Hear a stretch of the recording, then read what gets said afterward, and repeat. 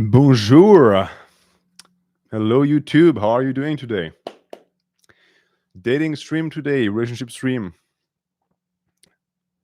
which was supposed to be yesterday, but things happened.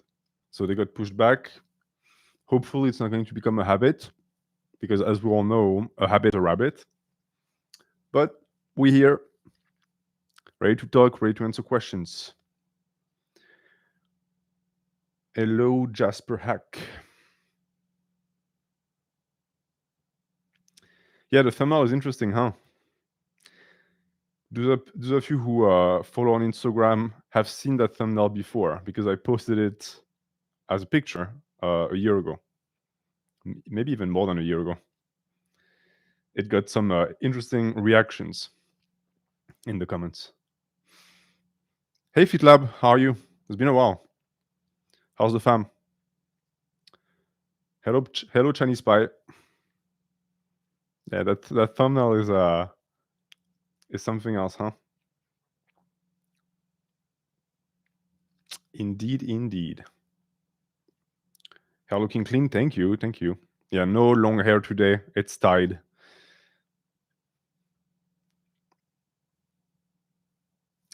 Is 42 centimeter biceps good for 17-year-olds? Yeah, I would say so.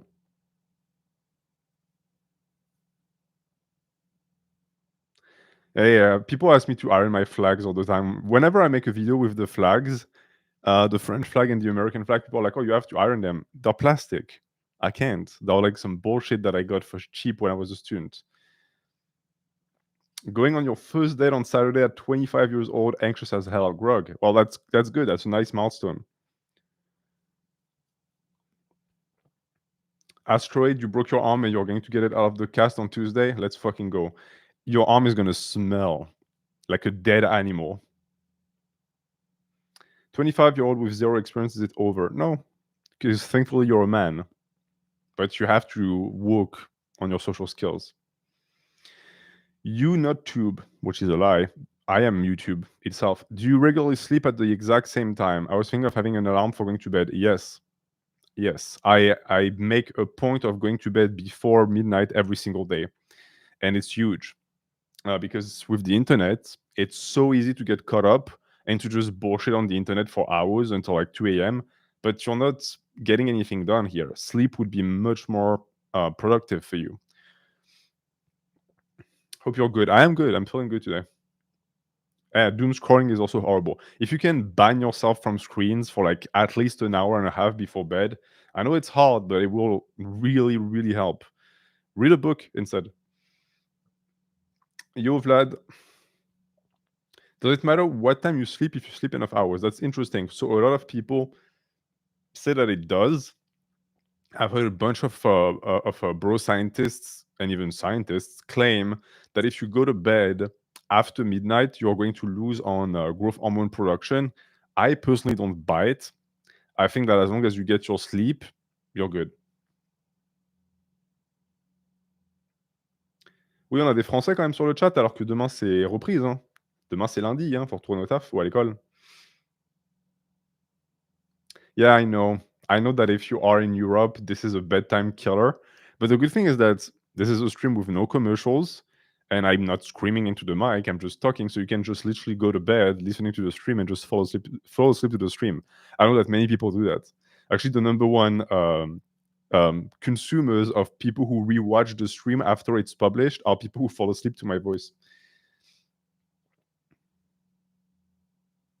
Nolan's Grandson. Salut, j'embarque sur le Doomslayer et j'aimerais un petit peu plus de grand dorsal.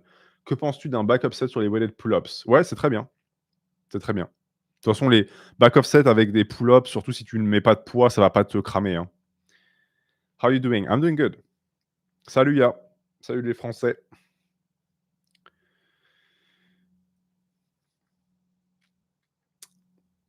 When is the Casca program coming? Whenever I have time to make it. But yes, it will be on Boost Camp. Is this a stream where you get my friend and I girls? Yes. You don't want a buff girlfriend? Leave the stream.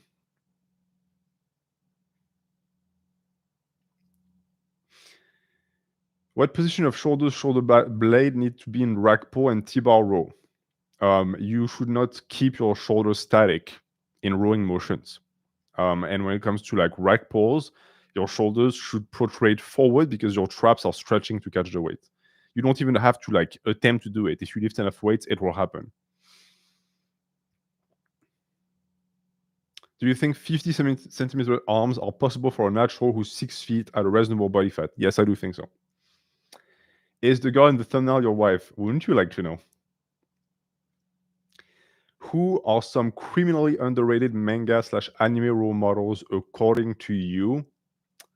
Well, I don't know about underrated per se, but I've been rereading Hippo recently, and it's interesting to see how Takamura is, yes, a demon and a piece of shit sometimes, but he's also a tremendous role model. How to cope with losing your VCAL to a Japanese sex worker? Well, what happened happened. At the end of the day, virginity, especially for men, is a social construct. It really doesn't matter that much. My first time was a disaster, and I don't really care because it's your first time. The best sex you'll have will be later in life with someone that you're connected with emotionally anyways.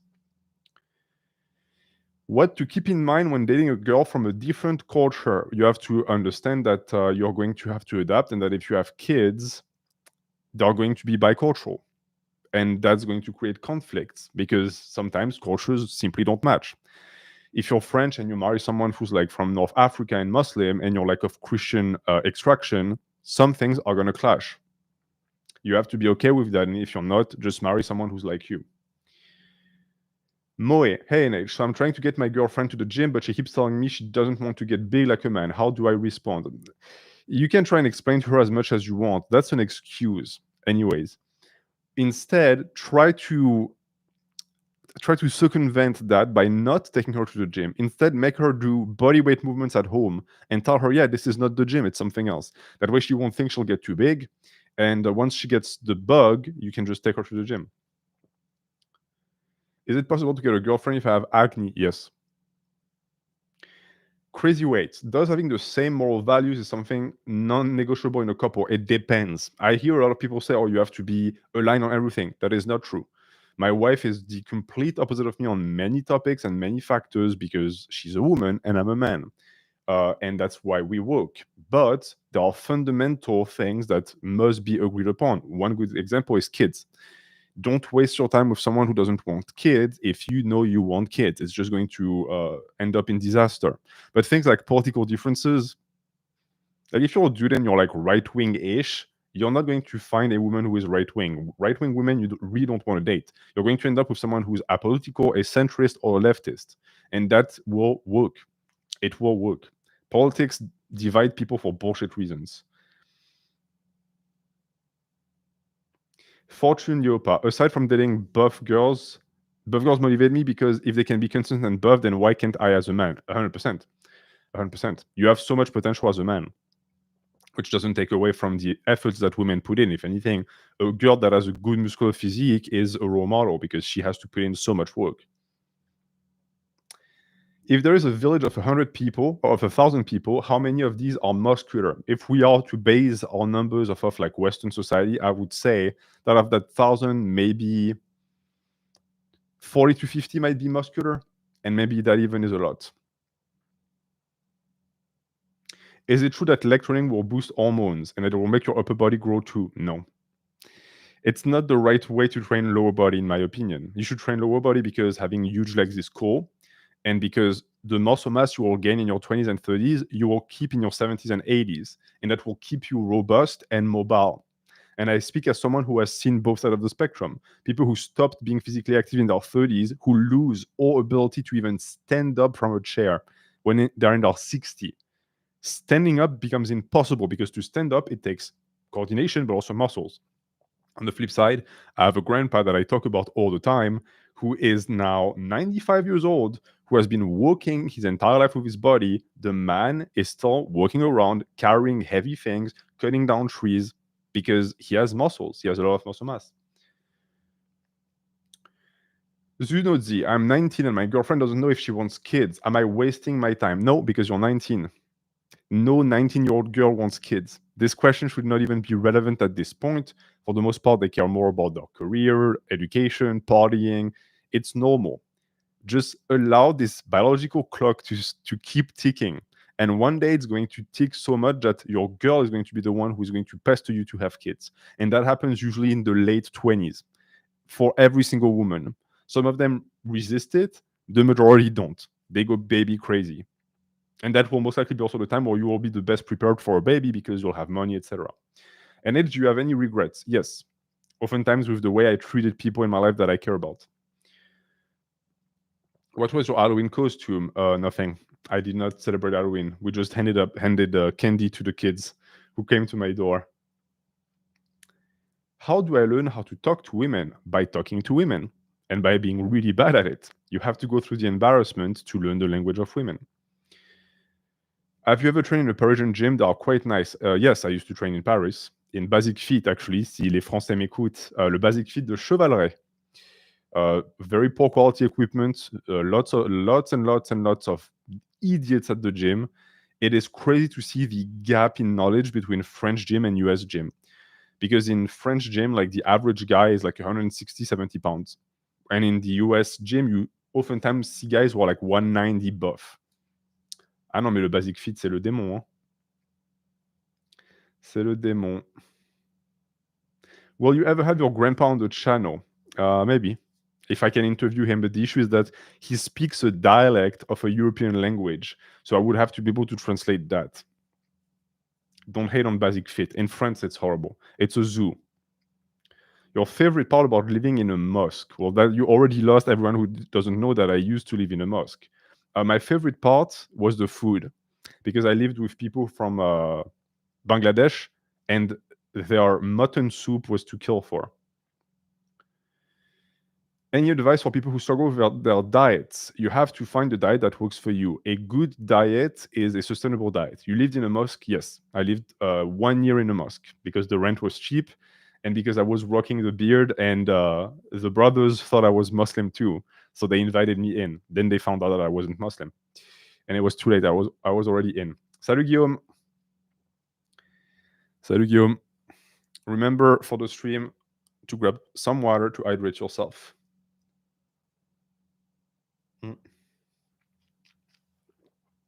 Is tofu a good source of protein? Yes, it is. Yes, it is. How do you balance time between kids, one-on-one with wife, family, career, and gym? Sorry, your thing went away. Sounds like you worked and trained a lot before the layoff. So essentially the way I was doing it is I was waking up at 8 and I was working until 6 and then gym until 8 and then family time, and the weekend was for the family. Tu fais des steps? Oui. I go on a daily walk with my wife, and that's part of also plugging the laptop. Thank you for that. Yes. That's also part of spending time with my wife. It's these walks. It's hilarious. I keep forgetting to plug in the laptop. Thoughts on ignoring women at work? Too risky to be friendly these days. They have too much power from HR. The issue is that you will also get in trouble with HR for ignoring women. You have to be cordial, but you have to have very strong boundaries. And I perfectly understand where you're coming from because I also agree. Don't mess with girls at work at all. Don't even comment on a dress or like nails, whatever. Don't, just remain professional. How do I deal with being crazy horny around real women after quitting porn? That's good. That's sort of the point of quitting porn, is to rediscover your desire for women. Now, you also want to make sure that it doesn't verse into frustration, because it's not going to make you very attractive to women. So what I would say is, remember, no porn, but masturbation is not evil. Masturbation is a way to like get rid of that frustration. You don't want to become a coomer and do it all the time, but just enough to keep you sane is perfectly fine. Men have been doing that shit for tens of thousands of years.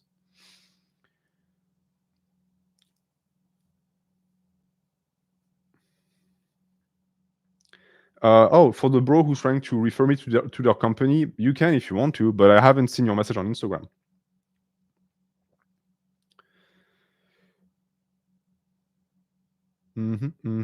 All right, so just to remind you guys,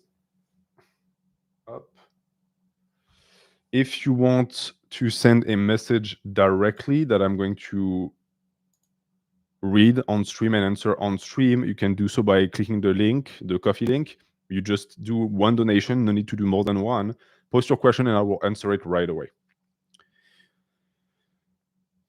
How do I not feel undeserving of a girl I like? Understand, and this is going to be feminist. It's going to be a feminist stance. Understand that women have their own agency in the modern age, and they get to decide if they want to be with you. So it's not up to you. Shoot your shot, and if she wants you, it doesn't matter if you think that you're not worth it. She has decided that you're worth it, and that's it. It's a free market out there. Aryan Sharma, what is it when a girl likes me, I don't really like her anymore, even though I like them first? Because you like the chase, you don't really like the girl. And so whenever you get the girl, the chase ends, and so you no longer like the girl. That is very typical of men. How Mama asks, how do I flirt subtly without making it obvious? Well, it's flirting. You just described flirting. If it's obvious and you're coming off too strong, you're not flirting, you're hitting on the person. Flirting is a game. It's a dance. And it's a very fun dance. And you don't even really necessarily have to flirt with people you're attracted to. You can flirt with people just to get better at flirting. And I actually recommend that. Mohammed Yassin, how to deal with inferiority complex while trying to date. Use some good old masculinity and think to yourself, I'm a man, I have plenty of worth to offer, even if you don't believe it, and then just go in. There is a possibility you will gain a lot of self-worth off of a relationship, because something that women are really good at is to make you realize your own potential. Women are really good at supporting you. If you get a good woman, I've seen good women build a guy from literally nothing into someone who has like a high earner, a very successful man. How do you flirt? Well, the issue with flirting is that it's not something that you can teach. You have to be playful, but not too playful, not hurtful. You have to know the person. It's very hard to flirt with someone you don't know because you don't know their boundaries or limits. And it's also part of that. You can flirt with a complete stranger, and that's part of discovering the other person. And you will quickly find out if the person is into it or not. Atidyaraj, if I like a girl, should I just tell her or should I first befriend them? Well, you can't tell her out of the blue because you're literally a stranger. So you have to get to know her, but not necessarily befriend her. Because if you befriend her, that window of opportunity for a romantic relationship might close. This is the difficult part of being a man and hitting on a woman, is that your window of opportunity is quite small. And it's a skill to be able to detect when it opens, because once it closes, for the most part, it stays closed. And oftentimes you won't fail, but that's fine. You have to shoot your shot. What does it mean to flirt? Well, we're getting into the philosophical discussion about what flirting even means in the first place. To flirt, to me, is to open up the possibility of something else. And it connects with the previous question. If you don't flirt with a girl, when you start to get to know her, she'll think, oh, he's a friend. And you will be and stay a friend, and you friend zone yourself. But if you flirt, you create an ambiguity. Well, the woman thinks, okay, he's clearly not just into this for friendship. There's something else that he might want. So flirting could be described as the injection of sexual tension into the relationship. And if you do it improperly, you're going to look like a creep. So Adam asks, tell more about the opportunity window. Okay, so this is how I think women work from my experience. You meet a woman and you become acquaintances. So now she knows who you are. That's already huge, meaning that she recognizes your face and she says hi to you and you say hi to her. That's step number one. At this point, you're just someone that she knows. You are a name. You're no longer just a face in the crowd. You're now a name in the crowd. After that, the relationship builds up. If you just want to be friends with her, you're going to become a friend, maybe even a best friend. And that is, by the way, fine. If that's what you want, it's great to develop friendships with women, because one, it opens opportunities with other girls, because social proof is huge for women. That woman is going to be able to introduce you to other friends. She's going to be able to vouch for you that you're a good guy. So that's a big, big investment. I'm not saying to become friends with women just for that, but it's a plus. Or you're going to want more, and you're going to do what I just said. You're going to flirt. And once you do that, either you will be rejected, and most women are going to be very kind when they reject you. They're not going to play that game of flirt, But if they play that game of flirt, this might mean that they're going to become interested.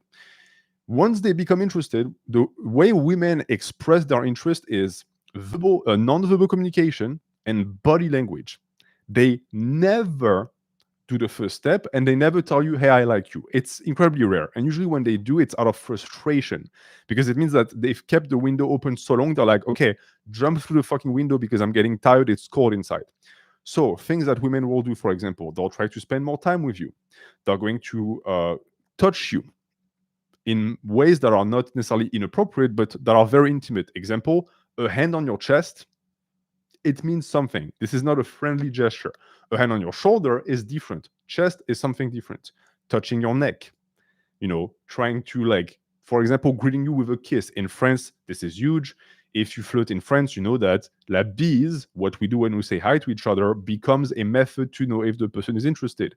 Women that are interested in you are going to start kissing you, not just touch your cheek with their cheek. They're going to actually go in for the kiss. This means something. That's the window opening. After that, it's your job to jump. If you don't jump and it closes, it most likely will never open again.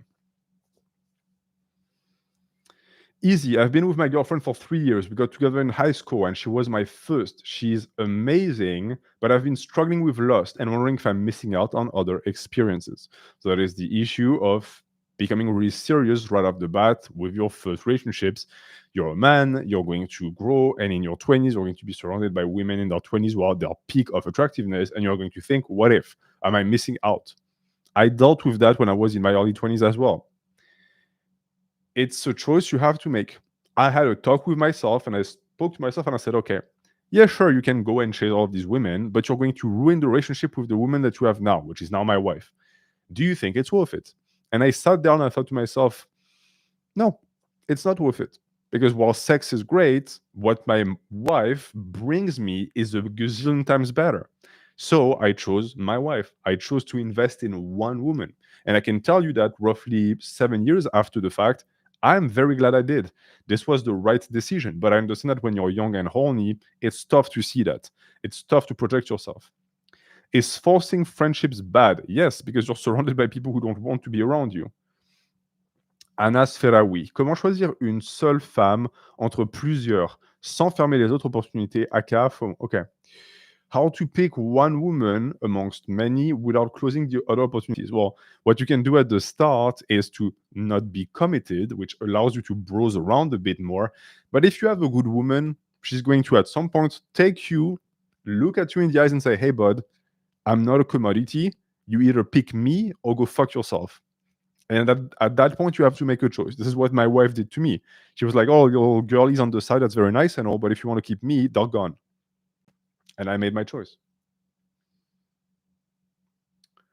Generalit 2020. NH. She seems shy and nervous around me and takes glances at me while I work out. I am intimidating, but she's dry. She's dry. What do you mean by dry, bro? Henry Sim. NH. Didn't you say you yourself used to be a playboy? That sounds like a completely different scenario because you already played the field. That is something that I hear people say a lot, where they're like, well, you're able to have a good, stable marriage because you used to be a playboy. I don't see it like this. For me, my playboy phase was something that was a hindrance because it made it more difficult for me to actually get attached to my wife. I understand that some people might romanticize it because it's very tempting to be a playboy, but honestly, I regret that period of my life. And if I could go back and erase it, I would. Scalder knowledge. Should I ignore the dating relationship subject until I become kinda rich? Because when it comes to the physical department, I'm lacking in terms of modern day standards. I don't think you have to ignore it. You can still put yourself out there because I think that even if you do manage to get rich, are you going to be fine with knowing that the women you attract are going to be there strictly for your wealth? If the answer is yes, that's fine. But think about that. Advice on approaching in the gym. So when you approach a woman in the gym, understand that you're most likely, one, the 15th guy to do that. Two, you're disturbing her at a moment where she's trying to focus on herself. So you're not in a good environment. The one thing you have going on for you is if you're both regulars and she knows you and she sort of respects you because you work hard, that gives you an in. Your best in after that for you to introduce yourself is just to talk about the gym, show interest in what she's doing, right? What are you training for? I see you train all the time. Do you do something special, a sport, etc.? The majority of women who train hard in the gym do that because they have a goal in mind. And usually they have no one to share that goal with because they have a few friends who share similar fitness goals, because the majority of women don't train. They're naturally beautiful, unlike us.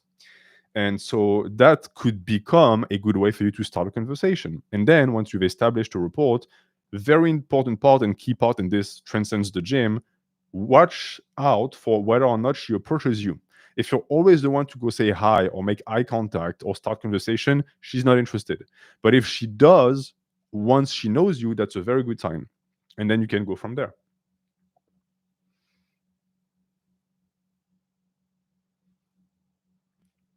Mojm. 20-year-old, 4-incher and virgin. Is it over for me? First and foremost, the size of your dick is irrelevant. 4 inches, yes, small, but you don't have a micro penis, so you're good. 22-year-old, virgin, it also doesn't matter that much. What I want to know is how much social interactions do you have with women on a daily basis? How good are you? If you're awkward with women, that's a much bigger disadvantage than the size of your dick. So this is what you have to work on. Keeping in mind also that you don't have a control over the size of your dick, but you have a control over your experience with women.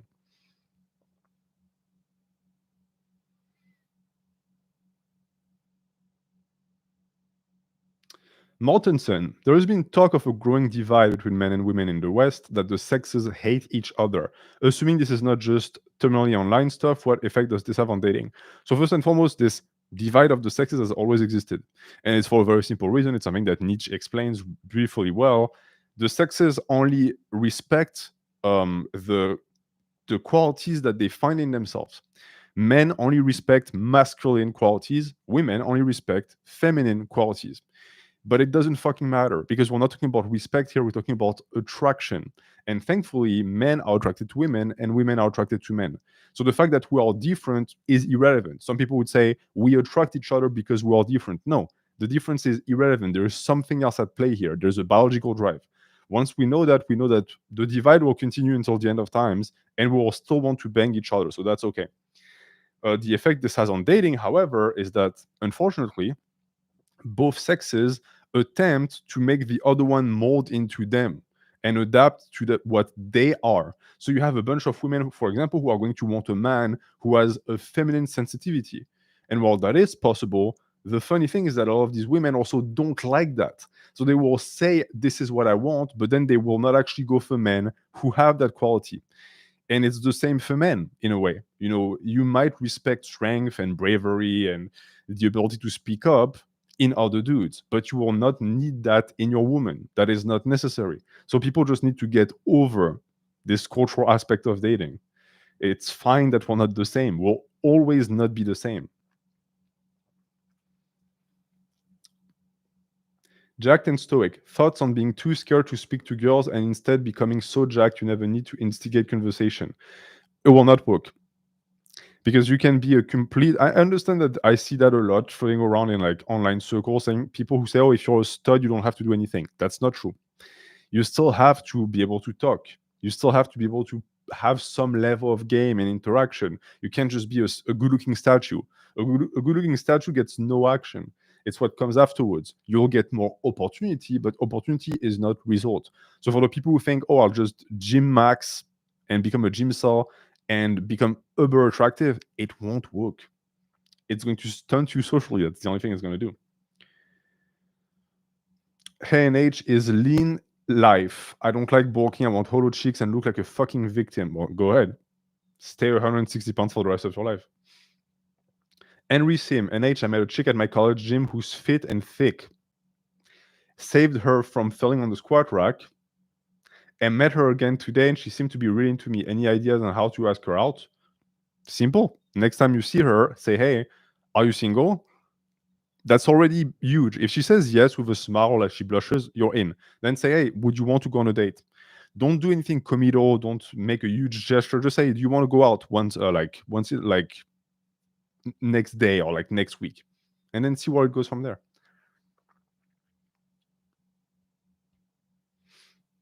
Don't take her to Starbucks though. Aryan Sharma, does your wife approve of your philosophies in this regard or find them offensive as a woman? My wife watches every single stream. I'll tell you one thing right now. I do not care if she approves of my philosophies. This is the biggest bitch move you can make as a man, to only adopt mentalities and philosophies and mindset that would be acceptable for women. Part of the reason why we're here on this planet as men is to be offensive. It's to push the status quo. So no, she doesn't agree. And I think, and she's told me that multiple times, she would not be with me if I felt and believed everything that she believed, because it would be boring. Did you get to the coffee questions, NH? Not yet, but I'm going to check if you guys sent questions. Let me see. Let me see. Up.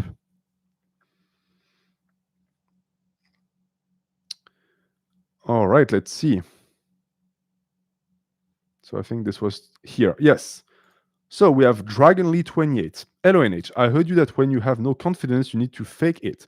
Well, I'm sort of an actor and I like to be in my own mind and pretend to be heroes, role models that I look up to. Also gain their attributes and virtues. How can I do this when cold approaching women? So essentially, what you're telling me is that you have your own inner monologue and you daydream a lot about being a hero. I don't think this is going to do anything good for you, in my opinion, because you spend too much time in the realm of ideas. If we were to take a look at the work of Yukio Mishima speaks of something called body heroism. And body heroism is the ability to develop a body through actions that convince you that you are this superhero that you think you are. This is much more conducive to confidence with women when you approach them than this this attempt at psyching yourself up. Because oftentimes people who live in this like dreamlike state stay in that dreamlike state. So be careful with something like this. You seem to be someone who is really into the world of the imagination. That can be dangerous. Action. Action is what changes man, not imagination. Imagination is what creates the action, what gives a context for the action. We have Abai, who has a question, and it's a gross question. I'm going to get your question. I think you sent it to me directly as a message. Okay, so you have the message and you have this. Give me 1 second, please, because your message is in 2 places. And you say it's a gross question. Interesting. There is no taboo on this stream. I do not care if you're gay, trans, whatever. Ask your questions away. I'm trying to help as much as I can. So that's the question by Abai. Whenever I was interested in a cis woman, I was interested in her mainly due to her hobbies and interests. Many times dates would just be a series of questions and I would be overall very reserved. Every time I dated a man or someone who is queer, it was always, and then I follow up with what you sent me, it was always more on the freaky side. I like to think of myself as a bisexual, as if being partly attracted to women as a concept makes everything fine, and I know porn use warped my sexuality. So first and foremost, let's bring it back to a concept that's very interesting. So in ancient Greece, women were oftentimes regarded as existing solely for reproduction, and there was some talk of men existing for pleasure. I'm not saying by this that homosexuality was somehow widespread or a philosophy back then, but what you're describing, this weird schism between the two, is nothing new. It seems that you are sexually attracted mainly to partners that are male or male presenting, and you are more intellectually attracted to women. So it's a weird bisexuality that you have going on, because if it were just me speaking, I would say you're most likely queer. You're most likely gay. And again, there's nothing wrong with that. And you follow by saying, relating to slave morality, would I be better off taking pride in the fact I feel like an outcast, or just see it as something static, like, yeah, it's a problem that keeps on giving another Tuesday? Well, again, we spoke a lot already in the past, and you seem to have a big issue with accepting your identity and who you are. Now, if you truly believe that it is porn that made you this way, then yeah, there is a problem and maybe you need therapy. But if it is the way you feel inside and you're happy with that and you're okay with that, I would say, yeah, it's something that you would just need to accept because it's part of who you are. But this is, again, it's a very complex question. And one that only you can answer, unfortunately. Is that you in the thumbnail, NH? What does it look like? Do you know other people who look like this? Jim Milton. Est-ce que c'est mort si elle arrête pas de m'appeler bro frère? Plus sérieusement, tu penses que c'est faisable de passer d'ami à amoureux? So Jim is asking, is the relationship dead in the egg if a woman calls you bro or brother? I think she's like actively using language to tell you the way she feels about you. So to me, yeah, you're a friend and you've been friend zoned. I think that you missed the part of the relationship where the ambiguity needed to exist, or this woman decided that she wanted no ambiguity, and now you are a bro. Meaning that whatever you have going on down there doesn't exist for her. You're smooth like a Barbie doll. If you manage to bag that woman, it's going to take something critical, like you saving her from a fire, because it's going to take something that is going to drastically change the way she views you. NH, how do I get twink men? I need myself Griffith. I don't know what's going on, but in my gym there's a bunch of twinks. So maybe just go to the gym. Now it's tough to know if they're twinks or just guys who are skinny and want to become bigger. But with the way they train, I think they're going to remain twinks anyway, so it doesn't really matter. All right, so we had a question by Abai, and then we have a question by Moronik Penkame. Henich, what do you think is a good age to get engaged, married? I'm 19 and been dating this girl for a while, and she's talking about getting engaged. The relationship is very healthy, but I think we're too young to make the decision right now. I'd like to wait till 2021. First and foremost, you can be engaged and not get married. I know people who get engaged and they get married 5 years down the line. I think that what's happening here is that your woman wants commitment because you're entering the age where most people start to fuck around. She wants to put a metaphysical and symbolical ring on it to be like, okay, you're mine and I'm yours. We don't necessarily have to get married now, but I would like to make this clear. If the relationship is healthy, you like that girl, she's attractive, and you have a good sex life, understand that you can keep riding that wave for the next 5 years and get married in your mid 20s. All of the steps, the healthy steps of a relationship will be happening. You're going to move together, you're going to get a cat, you're going to get your first international trip with this woman. That gives you time to know if she is the one, because being engaged is not being married. So think about this, but I think here that you should not tell her you want to push back, because what she will hear is, I want my freedom to potentially pursue another woman, and she will not like that. Which is not too surprising, of course, because you have to understand that for women, men are an investment. This woman invested a lot in you. She doesn't want her investment to just run off with another bitch. We have Chris Tang, Delray Misfits. Hey, NH, already sent you a DM request on Instagram. Oh, okay. Absolutely. Well, again, you don't have to like send me donations. You're already doing something nice for me. I will absolutely go and look it up. All right. We have Spoods, who again sounds like a dog's name, but he told me it's a bear's name. Sure. Hope you're doing well. I want to hear your opinion on something. I like the idea of being a young dad, but also have a strong sense of responsibility for running our family company. And the rest you told me is in a private message. So let's see what Spood has to say. And Spood says,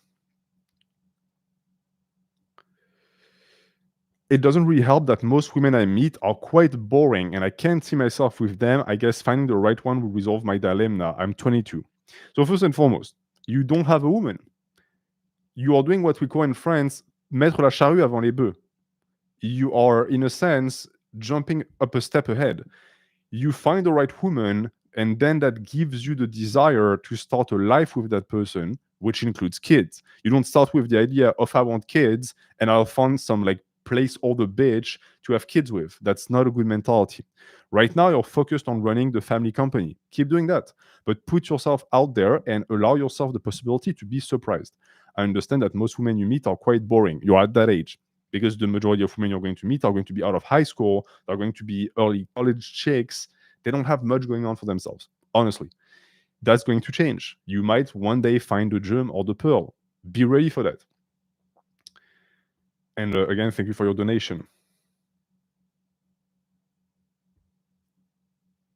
And we have Dragon Lee, who followed up by saying, I sometimes feel like I'm a real life version of Steve Rogers in the way he dresses. I dress and style my hair like from the olden days.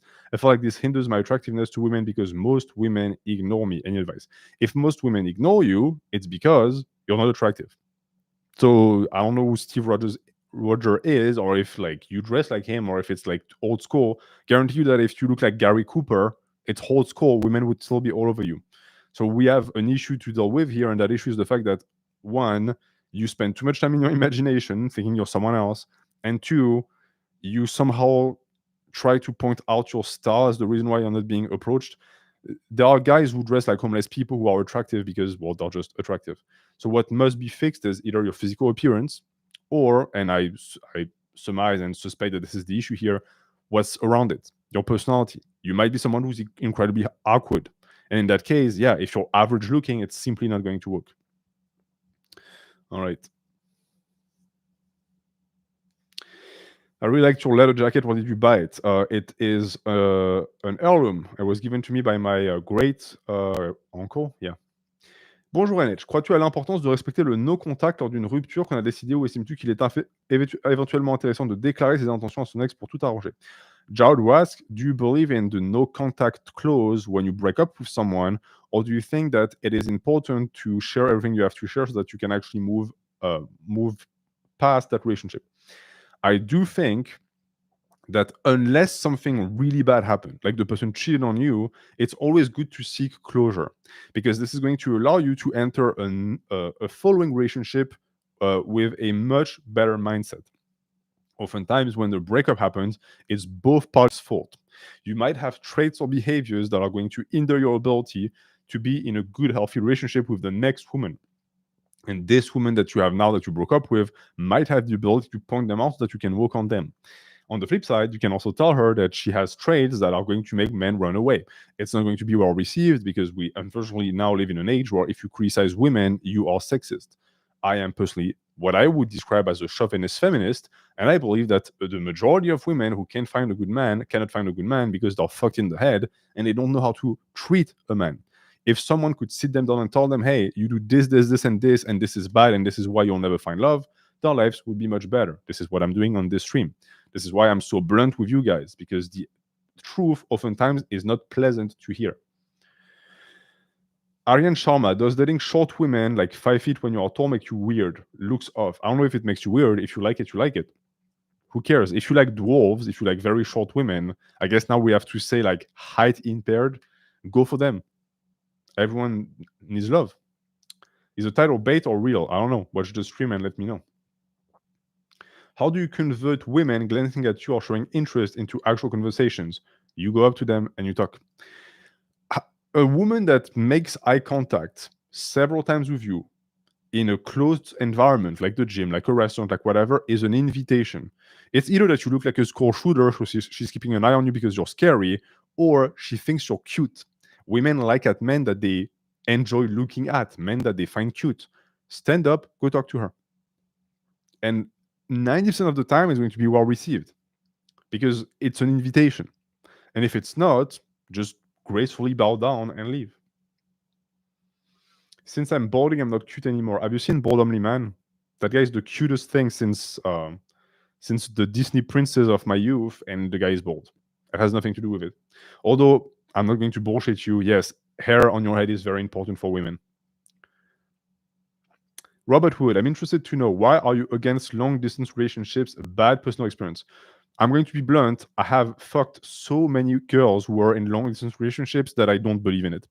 Because I saw the way these women like interacted with their man online about, oh, we'll be together forever. And then the second they get a chance, they fuck another guy. So I don't buy it. I really don't think it's healthy. I think that the majority of people would be better off just breaking up, unless you have something really special going on, as we say in French. How do we say in French again? I forgot. But essentially, if you can't see the person on a daily basis, you're going to lose feelings for them. Do you think body count matters, or is it just purely culture? I think that it's both. I think purely culture is big in this. I also think that there's a certain number of casual relationships that, in a sense, disqualify you as a proper partner. Loin des yeux, loin du cœur. Putain, et heureusement qu'on a des Français dans le chat. Hein. Loin des yeux, loin du cœur. Yes, but to go back on body count, it's a simple question of like math. If you meet a girl who's 25 and she's had 100 partners, do the math. How much time did she spend with each person? Most likely not that much, meaning that she's from the streets.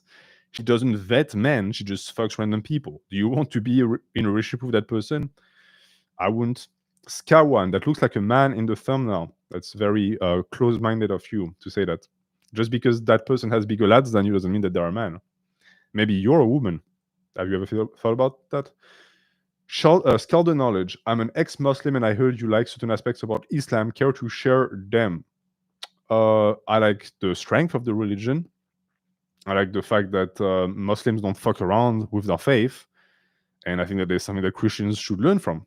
Because religion, for the most part, means following precepts that might not make a lot of sense to other people, but it doesn't fucking matter. It's your religion. And you shouldn't bow down to other diktats of society just because, well, society decided that this is bad, and so your religion is now somehow void. If you truly believe in God, who gives a fuck what society has to say? God said one thing. At least Muslims are, consistent with their beliefs. Jean Moula, salut NH, je parle à une meuf, and I say Muslims, in truth, a lot of Catholics are still like that. A lot of Eastern Orthodox Christians are still like that. Salut Annette, je parle à une meuf en ce moment et j'ai l'impression qu'elle est meilleure que moi dans tous les domaines. Comment je devrais faire pour supporter cette infériorité? Jean Moula, who is speaking to a woman who is better than him in every single category, so more intelligent, more beautiful, etc. Well, first off, she's talking to you. So this intelligent, beautiful woman has decided that you're worth it. You're worth spending time talking to. That's big. In my view, that's already huge. You should actually draw from that to feel better about yourself. And then also know and realize that if you bag a beautiful smoke show and you're not that good looking, you're a player that looks amazing on you. Guys are going to envy you. It's going to be tough because all of guys are going to try and steal her away from you, but ça fait partie du jeu. Si personne ne veut ta femme, c'est que ta femme est dégueulasse. If no one wants your woman, it's because she's disgusting. So you should want to be with someone that everyone wants. Hello, good Saz.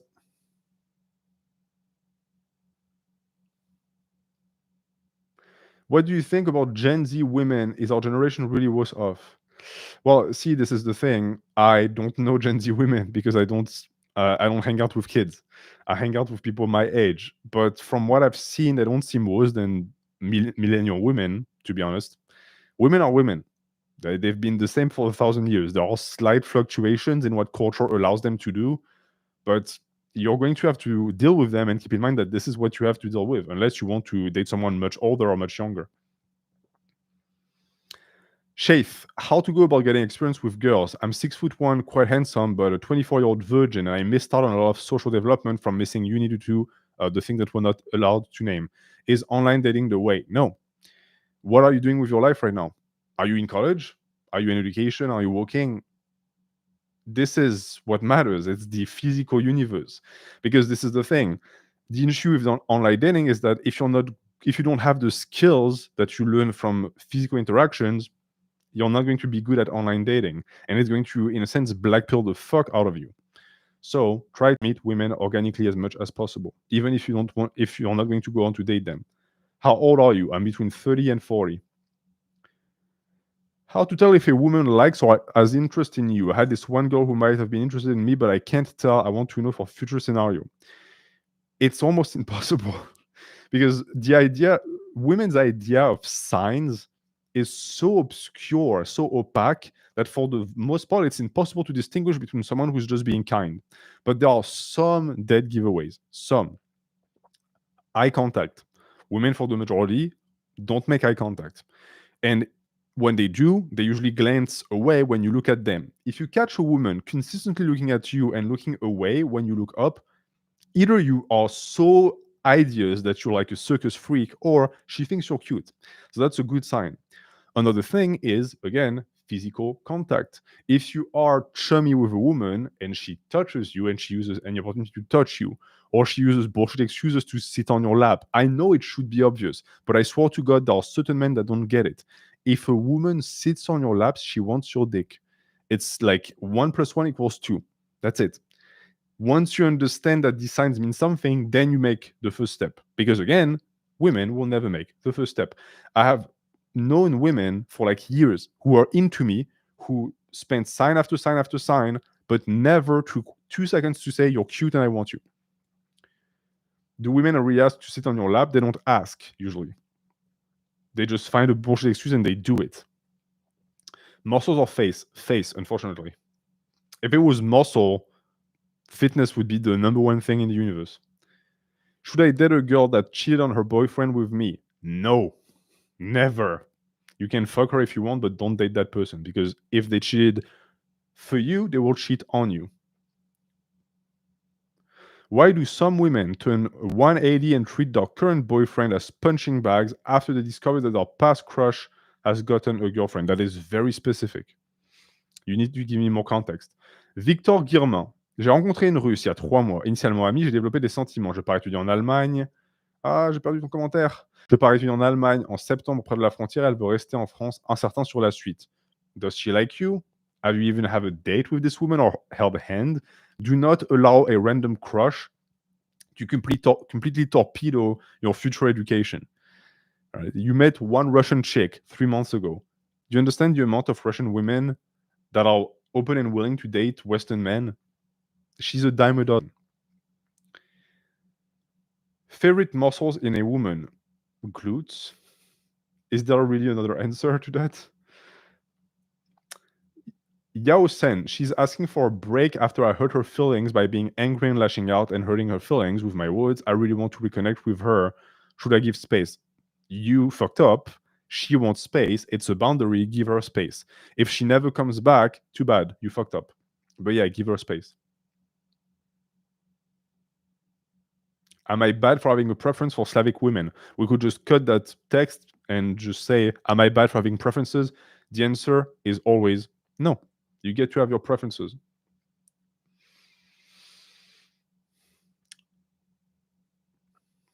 Christopher Kaltsas, I just moved to another country and I'll be staying for 3 months. I want tips to maintain my relationship. She stayed in Greece. We are together for 6 months. We are 22 years old. Well, you're only gone for 3 months. So this doesn't really qualify as a long-term relationship, in my opinion. How do you maintain the relationship?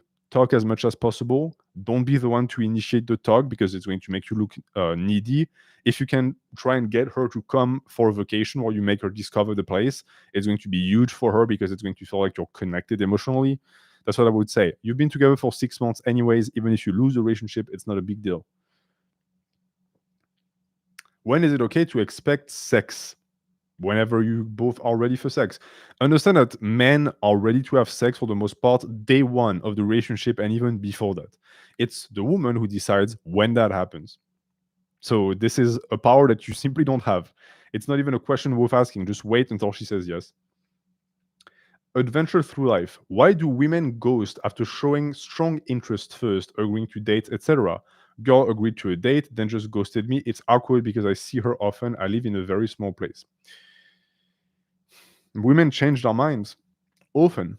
And just because she was the one to pursue you doesn't mean that she cannot change her mind afterwards. Like, one time I had like a date set up with a woman and she was like all over me because honestly I was out of her league. And then she found out that I liked some guy who's like right wing and she ghosted me. It's all it took. So maybe she discovered something about you that she didn't like. That's a possibility. Keep in mind that women gossip. And the function of gossip is information, because information is key in war, and love is a war. So when a woman is interested in you, she's going to talk to all of the girls that you know and all of the people that you know to see if she can find things about you. Either the things are going to be good or they're going to be bad. And if they're bad, she might just disappear. Lol, who was it? It was some French guy that you don't know. How much muscle do women like? If you're natural, that's not even a problem. Unless you meet some girl who likes like skinny Korean idols, you will never be too big. I think that when women say I don't like muscles, they talk about PD users. Why don't you wear a wedding ring? I hate accessories. Dislike them is the reason why you've never seen me with like whatever the name is, like the earrings. You don't see me with rings. You don't see me with necklaces. The only thing on my body is clothes, and even that I'm not a big fan of. Shafin, how NH, can you clarify on how to build the right amount of distance between partners and friends so that they don't take you for granted? I always think I'm risking ruining the relationship. So distance is best described as boundaries. You don't have to be emotionally distant. If anything, a boundary allows you to be fully emotionally open with the people that you love, because they know what not to do. They know that there are limits that they are not allowed to cross. These limits, for the most part, are unspoken, and it takes one violation for you to say, hey, we are friends, we are lovers, whatever, we are family. I don't like that. You can explain to them why if you want to, but that's not needed. People who actually like you or love you will respect your boundaries for what they are.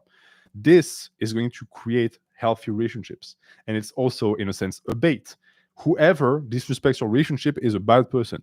It's a toxic person who wants to be able to take, and they don't like when you put up a wall. These people, separate yourself from them. Is that you in the thumbnail? Yes. Why wouldn't it be me in the thumbnail? It's clearly me, West dressed as a Smurf. Have you ever seen someone else with a nose that big? Who else could it be? How to break up with someone who you care about a lot but are not compatible with? Well, first and foremost, please do it in person. Sit that person down, and if it's a girl, be prepared. She's gonna cry. And be honest, don't be a piece of shit, and tell her exactly why it's not going to work. And hope that she accepts it. She doesn't really have a choice.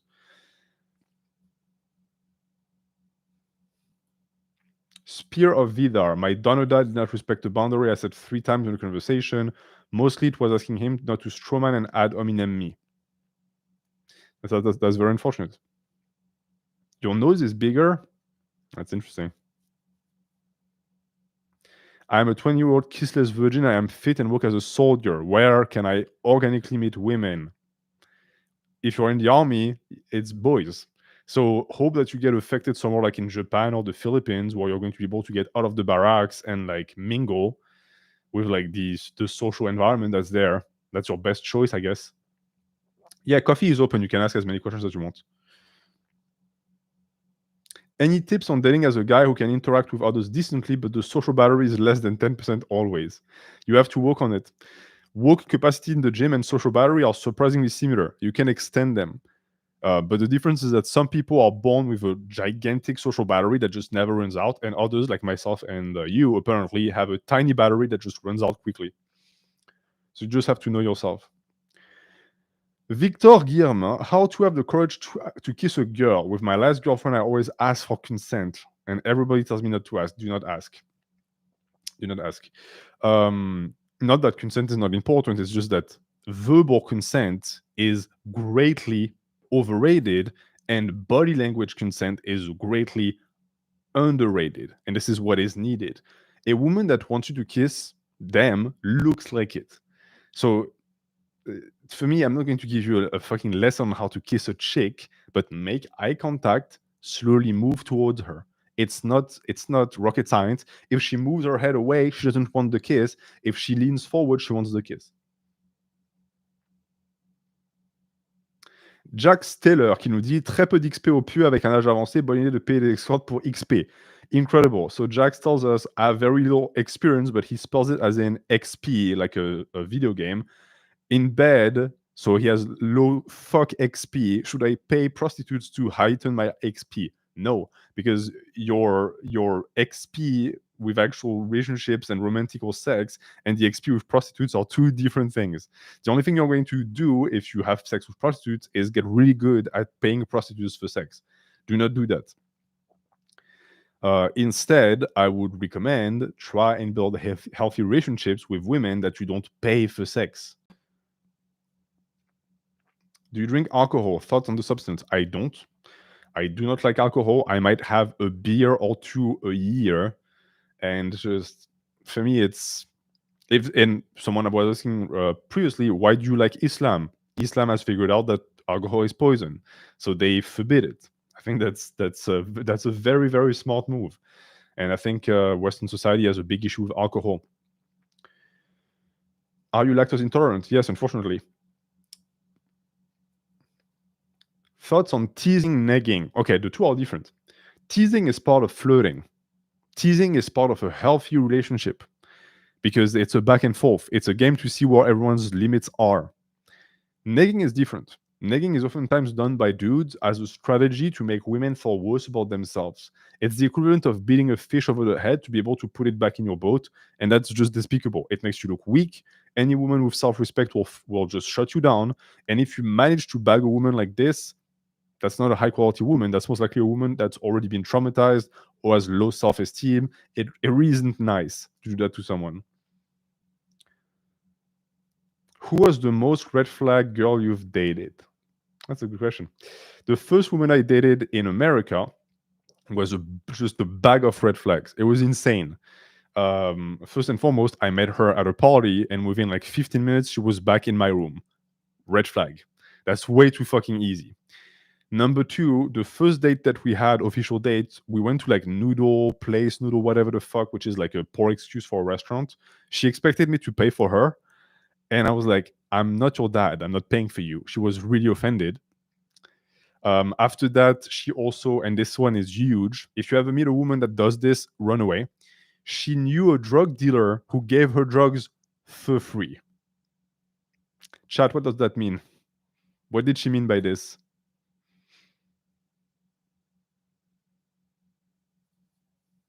Mm-hmm. Yep, streets. She for the streets. Yep. So if you ever hear that, if you ever hear a chick says, I know a drug dealer and I get drugs for free, it means two things. She either sucks his dick for drugs, or he's investing into the fact that one day she will be so addicted to the drugs that she will eventually do it. Run away. She's a savvy businesswoman. Yes, she's leveraging her looks. Yeah, I ran away when I heard that. Oh, another red flag. She was talking to me about another guy. If a girlfriend starts doing this and she speaks about one guy, she's mentally preparing you to cuck you, meaning that she's essentially telling you, this guy is the guy I'm going to cheat on you with. So run away.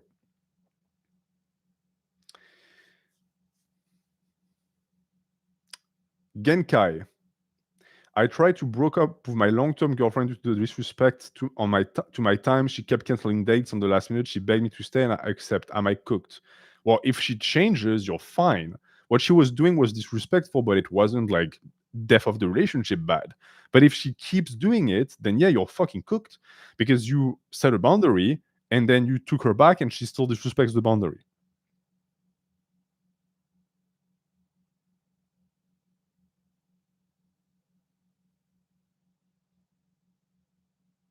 I seem to remember you saving a story for this stream from last stream. Yes, I remember. Oh boy. Okay, I think we have a lot of questions on coffee. Let me get to that. Again, if you want to ask a question, you click on the link that I posted in the chat or you look at the description. We have Enks who says, see private message. Absolutely, Enks. All right, it's long. In a landscape where casual sex is normalized and women can get it easily, but most men can't, how do I overcome the insecurity of the fact that a potential future partner may have had that whole phase and got it out of their system and is now ready to settle down, whereas I never really even had the option?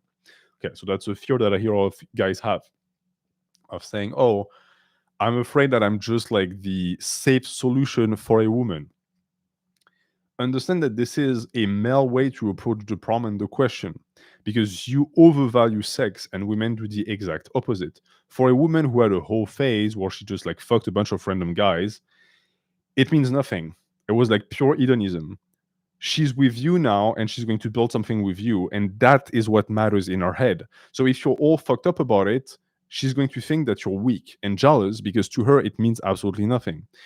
Now, we're talking about someone who had like a few casual hookups, okay, in their early 20s. We're not talking about someone who was just like running through dudes like it was like a hobby or a pastime. I think the two are different. He continues by saying, I'm not even ugly, quite the opposite, in the least arrogant way. Like, I've had random women who are good looking hit on me. Not often, but given women never approach, I think it's not worthy. So essentially, you're good looking. And it's not like I've not had some opportunities, but I've chosen not to pursue too intensely as I didn't want to contribute to this hookup culture with no deeper connection. All right, understand that you are an anomaly already. The majority of men who are 6 feet tall plus and good looking, who have girls throwing themselves at them, indulge. I'm a good example. I indulge. This is why I don't stand on my moral high ground saying, oh, don't do it, it's bad. I mean, I do it, but I'm letting you know I do it because I've done it and I think that I fucked up by doing it. But I also understand that if you want to do it, I can't judge you because I've done it. It's really tough to resist the temptation. So there's already an imbalance here because you most likely will meet a partner that is not like you. If you want, you could try and like narrow down and only go for a girl that has the same values as you. But good luck finding that person. Because that's the thing too with the body count and why this entire thing has turned into paranoia for most men. Unless the woman somehow like put it out there, you will never know how many guys a girl fucked. It's the rule of multiplication. If you ask most men how many women they fucked, you can pretty much divide the number by 2, and that will give you a rough estimation of the actual number. For women, it's the opposite. If a girl tells you I fucked 10 guys, you can multiply it by 2. So you will never actually get to know. The older I get, the more likely it is that any potential partner in my age range will have had past casual sex or other relationships where I haven't. Well, see, this is the part where, yeah, absolutely, and that's not unreasonable. If you're in your mid 20s to early 30s and you're like, oh, I only want a woman who never had much sex, what the fuck was the woman supposed to do? She's just like you. She's trying to find love. So she's going to cycle through guys.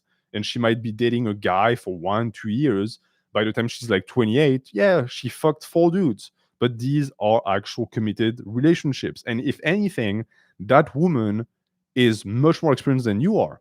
That's what you should focus on. Not the fact that she fucked more than you did, the fact that she's most likely much more emotionally mature because she already went through so much. Meanwhile, you're going to enter a relationship at that age where you're going to have to relearn everything. The woman should be the one pointing the finger at you saying, what the fuck were you doing? I understand that you want a deeper connection, but there is a certain level where you want that so much that you're willing to pass on relationships that would have allowed you to grow as a person. And the fact that you describe the imbalance of sex as a power imbalance is revealing, and you point it out because it's not an imbalance. A woman that has had more sex than you, if anything, with the way society looks at female sexuality, has a disadvantage on you because she's going to feel lesser than. So this is something that is just in your head.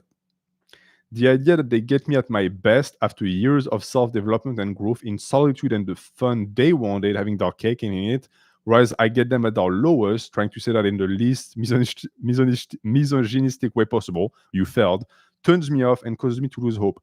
I think that unfortunately you have bought into a very dangerous mindset, a mindset of thinking that women who have lived their life and have had relationships and have had fun in their early 20s are somehow damaged and doing something wrong.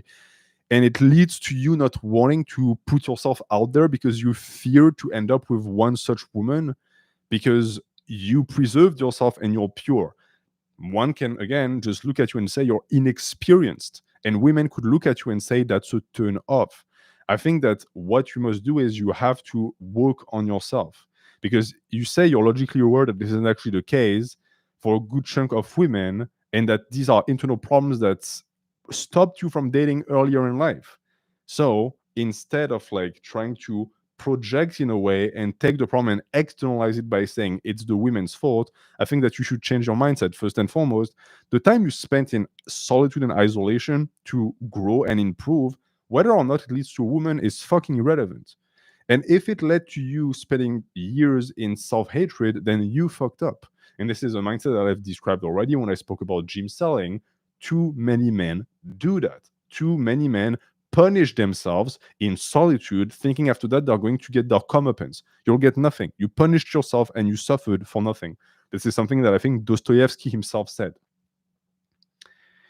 You've answered similar before and said, well, she's with you now, but what about the very real possibility of her having had her fun with the guys she wanted, but now wants to settle down? Again, all of that is delusion. I can tell you that. When a woman has secured a good man, she no longer thinks about the past. Her exes no longer exist. That is how women view relationships. Yeah, maybe she has an eye for a future relationship if you start to fuck up, but unlike what a lot of guys in these circles like to believe, women are not constantly trying to like monkey branch out of a relationship.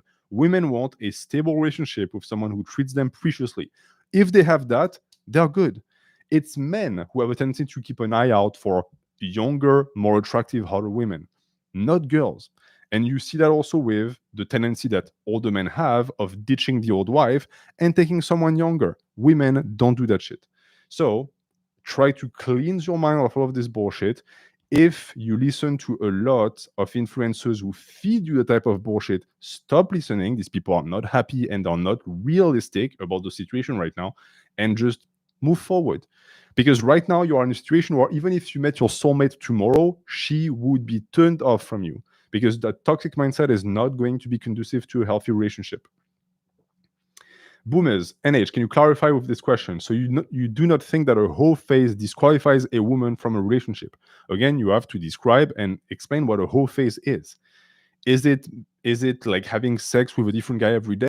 Or is it just dating around and having experiences that every young person has? If it's the number one, then yeah, because you're dealing with someone who most likely has mental problems.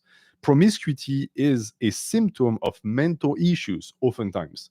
But if it's just casual dating, then I don't think there's an issue with that. And actually, you might want someone who's had some experience in the past, because that way you can build upon something more solid. There's a reason why young relationships and the ones that like are your first or second or third tend to not be that great. What if it is just for fun or for pleasure? It's hedonism. But look at society. That's what everyone does. Where does this line get drawn? Well, that's where the question of body count comes into play, and this is up to you. Some people will say if a woman has more like than 5 bodies, then she's a hoe. I don't agree with that. Some people will say 10, 15, 20. I personally don't have a number. I don't know what my number is. Could you define gym selling again? Gym selling is the practice of focusing intently on just spending time in the gym to develop your body, thinking it's going to solve all of your problems. And unfortunately, it doesn't. Veggie, help, my girlfriend follows you and now she's more aesthetic. Very soon she will have lads bigger than you. You need to make another video on gym selling. There is a very similar video that is dropping this week, actually. Alors, d'autres questions sur Coffee, voyons voir. Donc on avait PM, okay. So Onks already sent.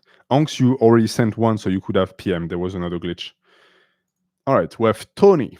Hello, NH. I'm jacked, have a PhD and a successful business. I've only failed to find a life partner. When I open apps or talk to women at my gym, the relationships end up being sexual. Should I wait for life to present the right one or keep searching actively? Look at it from this perspective. Every single time you meet a woman, it ends up being solely sexual, regardless of the woman that you meet. What is the common denominator here? It's you. So you are doing something that turns this relationship sexual. Could it be that maybe you are the one who injects that energy into the relationship and who moves too fast? How about next time you meet someone that you like, you stay and you wait before you have sex and you try to build something beforehand? This is the reason why I also am not a big fan of hookup culture, and I tell guys to be wary of that, because if you go through a stud phase, you're going to have a tendency to always accelerate the relationship to get sex, because it's the only pattern you've ever known. And by doing that, you prevent yourself from being able to create an emotional connection, because once you have sex, you move on to another partner. Learn patience. The best thing that could happen to you, Tony, is that you meet a woman that tells you, no, you're going to have to wait. Unfortunately, we both know that if that happened, you would move on to the next woman. So that's an issue that you have to solve. Jaja. Hey, Jaja. I feel like sometimes I want a relationship just for the sake of having one, very common, and not being the only dude my age who's never had a girl, also very common. It's a French philosopher that said, most people wouldn't be able to tell you what love is if they hadn't been told. I feel the same, especially for teenagers and young adults. Too many teenagers and young adults get into relationships not because they want to, but because everyone else is doing it and they don't want to feel left out. And this is a waste of time. I know this is the wrong motivation, but I cannot check the feeling. Okay, I'm guaranteeing you that you followed up on messages. You did not. Okay, well, I'm going to go off of what you just gave me then. As I just said, if you don't feel this urge in you, if you don't actually feel a drive for a woman or a person or a man or whatever, then just don't go for it. It's stupid. You're wasting the person's time because maybe they are going to develop feelings for you. You're wasting your time you could be spending on developing yourself. And you're also succumbing to social pressure, and that's not good. Just wait. I would tell you to just wait. Either nothing will happen, and I highly doubt that, but most likely what will happen is that that drive will present itself organically in your life at some point. And that will be if you meet the right person, for example. And that's how you know it's the right person. We have Aryaman, who sent a question via DM, who asks, "Hey Nate, so I've been seeing this girl. We've been intimate a couple of times, but this has only been done after we are both drunk." Okay, that's already a red flag. "During these interactions, we feel like more than just a casual date. I like her and want to know her more. She's an international student who will go back in around a year's time. Ouch. I found out recently that she has a situationship back in her country. Ouch. Before she came here, and she said she feels bad when we are intimate. This is why she gets drunk beforehand, so that she's less inhibited, and that we should just be friends, and yet she keeps fucking you. She's even ready to introduce me to other women, but I feel like my feelings for her are strong, and I'd still like to sleep with her, despite the temporary nature. I should also add she broke up in August, which has likely made her unpredictable. How to navigate these feelings of love?" I feel like the term unpredictable is perfect to describe a woman in a situationship. How to navigate these feelings of love, lust, and guilt. Other women have shown interest, but I feel like I have tunnel vision for her. So you have something that is called one-itis. I'm going to type it into chat. For those of you who don't know. Up. One-itis. It means that you are zero. Oh, someone is farting in the chat. You love to fart in the chat, and you also love to get timed out, apparently. Put user in timeout. Confirm. Ciao. So you are zeroing in on that specific woman because you had sex, and unlike what some people like to think, sex forcibly creates emotional connections in men and especially in women. This is the reason why she gets drunk before she fucks you, because she's trying to prevent the creation of an emotional connection. But let us not bullshit ourselves. She likes you and she's emotionally connected to you. This is why she's trying to push you away and trying to connect you with other women. She's also dealing with something that is extremely common with girls, where she broke up with a guy, but she's still connected. Why? Because that's how women are. Women never truly forget. This is why it's always a little bit funny when I see people say, "Oh, I don't feel comfortable being with this girl. She had so many boyfriends." She knows how every single one of these boys made her feel, and she still decided to be with you. This means that you win. You are the one who has the trophy. In this case, unfortunately, you have the trophy, but not quite, because she's still connected with that guy. And the problem is that if she's smart, she also knows that she'll go back in a year and she'll go back to him. I know it sucks to hear that, but unfortunately, he has an unfair advantage over you because he is in the place where she intends to return. Honestly, I think the best you can expect from that chick is just casual sex. And I would urge you to just not do it, because the more you fuck her, the more you're going to be attached. And when she leaves, it's going to hurt like a son of a bitch. And you will not be able to convince her to stay. And you say the situationship guy is different. How is he different? Because right now, what I'm seeing is that you're wasting your time with someone who is going to leave. Oh, the situation gap is different from the X. So now we have like a love triangle where you're in competition with two guys. Honestly, just sever ties and save yourself from the heartache and from the fact that this woman is preventing you from meeting other women because you have all of your feelings in that one basket. I know it sucks to hear because, again, you're in your feelings right now, and sex is a powerful driver of emotional connections for men, but this is not good for you. All right, some water. I haven't drank in like an hour. Oof.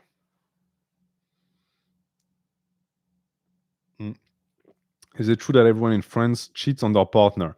Unfortunately, infidelity is so widespread in France that, and believe it or not, it is illegal for a man to do a DNA test to check if his kid is actually his kid. Like, if you do it, without the woman's consent, you will go to prison. And that is because we have a law that exists to preserve what we call a paix des ménages. So essentially a law that exists to preserve French families from breaking down, because an estimated 10% of French people don't know their actual dad, meaning that 10% of French people, their dad is like the postman.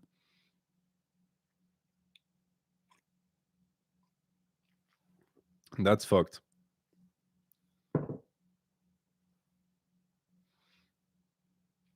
And that's a low estimate, by the way. Hey, NH is having a big forehead to turn off for women. I have a pretty big forehead. Never heard. Tu sors ça d'où? Check the stats. It's actually a law. C'est pas F de Souche qui a posté ça. Hein. C'est une loi française qui interdit les pères français de faire des tests ADN. Et regarde l'explication. C'est une loi qui a été passée par Mitterrand, je crois, je vais dire une bêtise, mais je crois que c'était 86. Je suis pas sûr. Hein. Mais faut aller checker.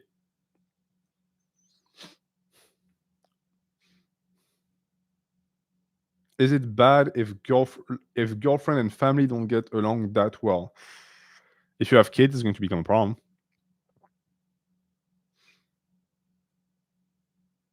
Veggie, should men refrain from making a move on a woman who recently broke up so they don't end up being a rebound?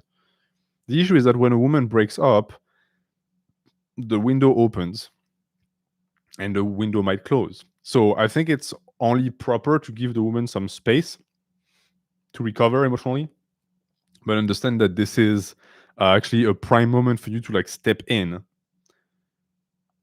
Jack Taylor, fin de vingtaine et jamais de relation. Suis-je donc déterminé à gâcher quelques relations avant d'avoir une vraie? Que faire si l'expérience turn off la femme?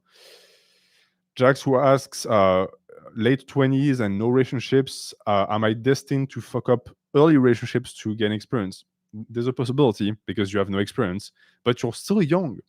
30s for men is young. You still have 20 years of dating in front of you if you keep yourself sharp. So it's fine if you have a few relationships that don't matter.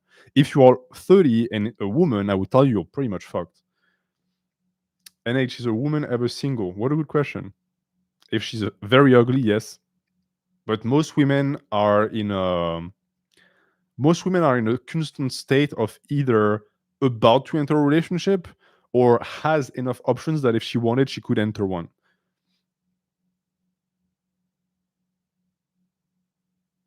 Tips pour les gars qui sont autistes. Je suis autiste niveau 1. Tips for autistic men. If you can get very buff, or if you're lucky enough to be attractive, your complete inability to understand social cues will look aloof and mysterious, so you'll be good. If you're not that, good luck. Are tomboys a red flag? Not necessarily. Yes.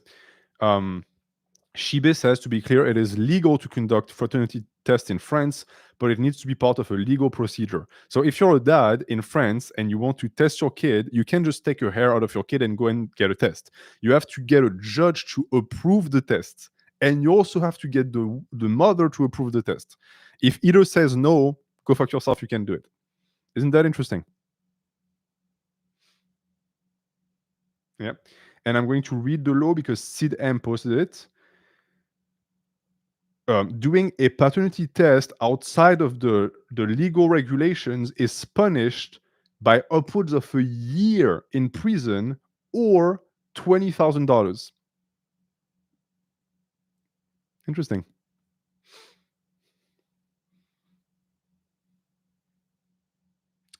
Blackazord, hey bro, there's a girl who likes me, but I feel like I've let her on since I liked the attention. What to do? Should I stop contact? Okay, so you don't like her. Yeah, let her off the hook. Do her that favor. NH, how can one become a better seducer? Speak to women. Speak to women outside of the realm of seduction, just to become better at speaking the language of women. Understand what women like to hear, what they don't like to hear. Become a smooth talker. All of that takes time, it takes experience, and it cannot be taught by another man. That is essential. I keep seeing these channels on YouTube who try to like teach charisma or how to flirt. You are going to be taught autistic knowledge by someone who is most likely not even good at it in real life. If you want to be really good at riding a horse, what do? Do you speak to someone who will tell you theoretically how to ride a horse? No, you go and you ride a fucking horse and you fall a million times and then you become good at it. What is your opinion on Schopenhauer and his view on women? Schopenhauer is the perfect example that your view on women depend entirely on the interactions you've had with women. He was ugly. He had horrible interactions with women because they didn't like him, so he didn't like them back. Andrei Nedelcu. Salut NH. Ma meuf n'est pas trop le fitness. Que me conseilles-tu pour changer son point de vue sur le sujet? Aussi, elle fume et je vois la compte d'arrêter, mais elle me turn down à chaque fois. All right. So you have a girlfriend. Clearly, you're not French. And this is some Google translation shit. Just speak to me in English. All right. So your girlfriend is not into fitness and she smokes. The smoking thing is no bueno. You have to be able to talk to her and get on her level and explain to her, hey, it makes you stink. I don't like to kiss someone who smells like ashes. It's going to make your teeth yellow. It's going to ruin your health. I don't want someone who's going to have health problems due to smoking. It's too stupid. This is an ultimatum.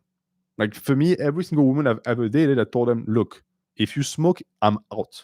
Not interested. If you don't have that fortitude, she's going to continue smoking. After that, she's not into fitness. I think that's the least of your problem. You're with someone who fucking smokes.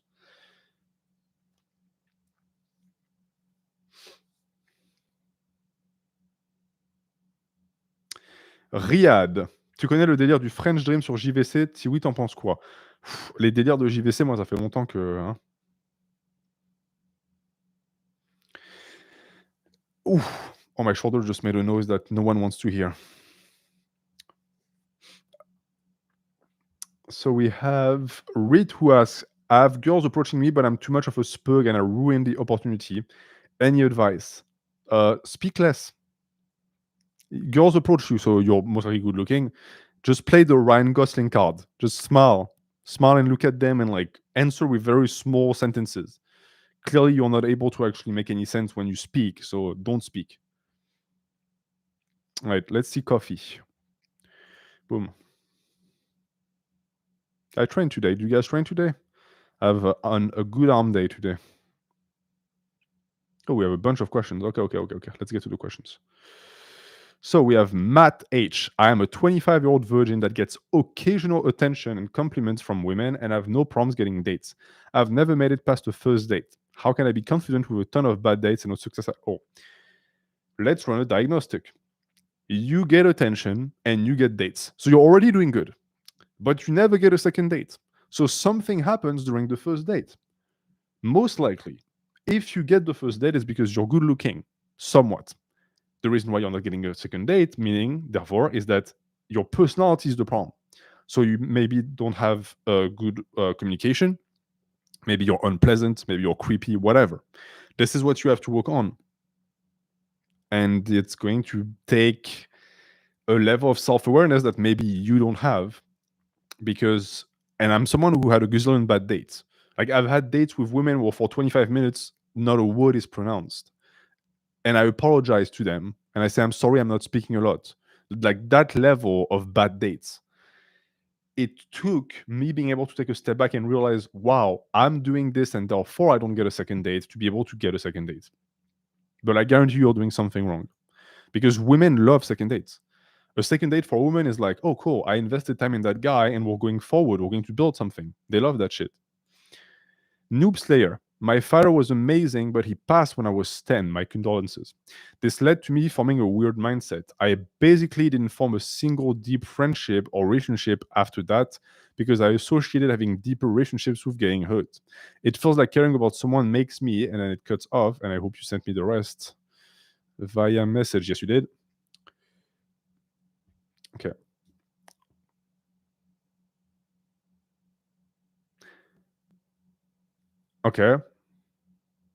Okay, so you hate the idea that commitment means caring, and caring about someone makes me weak and may get me very fucking hurt. At some point, I even noticed pushing away my mother. Okay, so this is quite typical actually. When you experience grief for the first time, and this could be with a pet or with a loved one, a parent, the natural reaction is to think, wow, this hurts so much. Is it even worth it in the first place to love?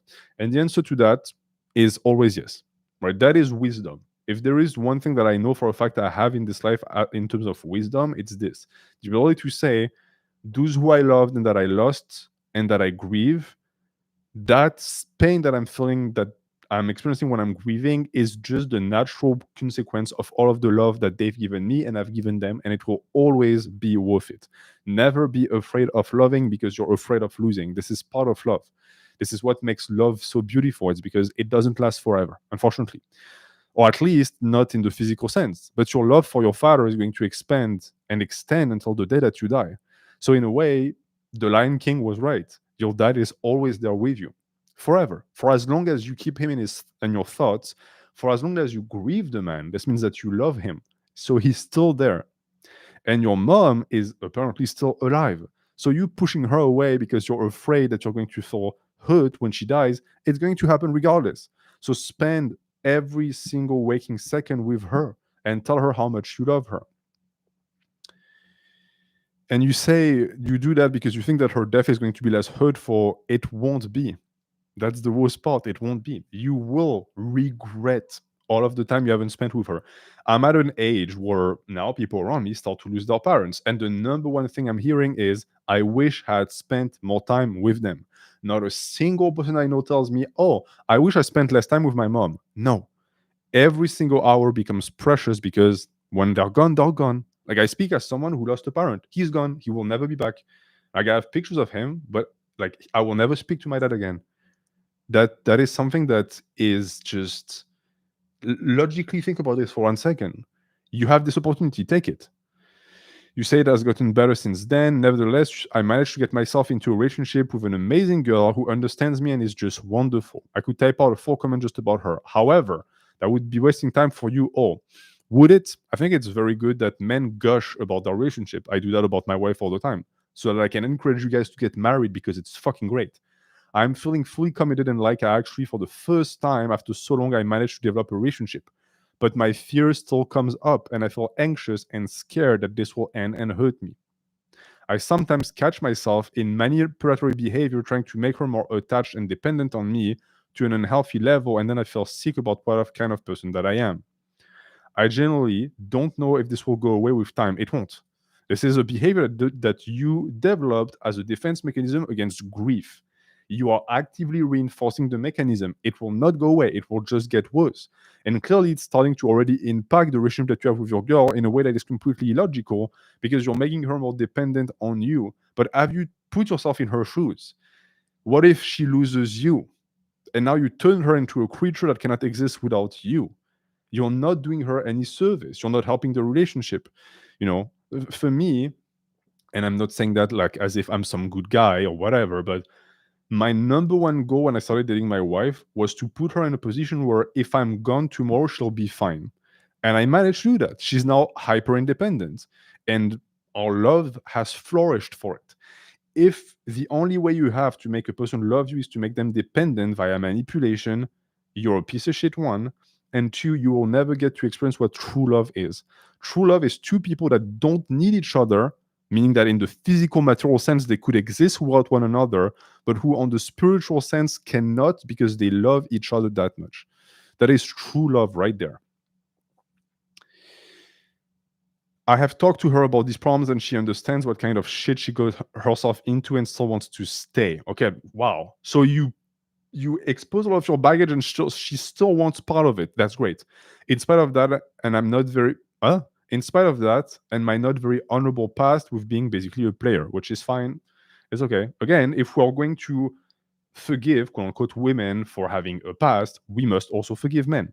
I dream to become a father one day and feel the joy of a healthy and full family once again, and I don't want my stupid problems to stop me from doing that. How do I become less anxious and insecure about my relationship and become a man she deserves? Understand this, and this is a mix of like good old stoicism and just Buddhism too. You cannot control the day people die. People die. That's just a fact. It's a reality. They leave. Are you going to have anxiety attached to that? Of course. I have nightmares all the time about my wife dying because she's my number one. She is all that I care about. So naturally, my defense mechanism is to think, well, what happens if she's gone? Well, I'm fucked. I am entirely fucked. But what is the point of me letting that impact the relationship? The relationship is there. She's still there. So I will love her with everything that I have until she is no longer there or I disappear first. And to be honest with you guys, I don't believe in God, but I pray often that I die first because I don't want to have to go through that shit. And think about that for a second too. You're going to become a father. It's going to be the same with your kids. Your kids are there, but they could die. They could have leukemia. They could be hit by a car. Are you going to do the same thing to them? You can't live your life like that, man. You have to let go of the fear of death. It's never going to be fully gone. We always fear death. We're human, but don't let it prevent you from loving and from living, most importantly. Who you praying to then? I don't know.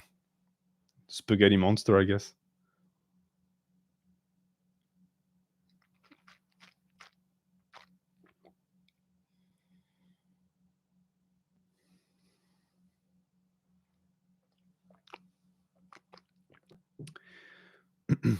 Hey, H, what are the traits you look for in a woman and relationship?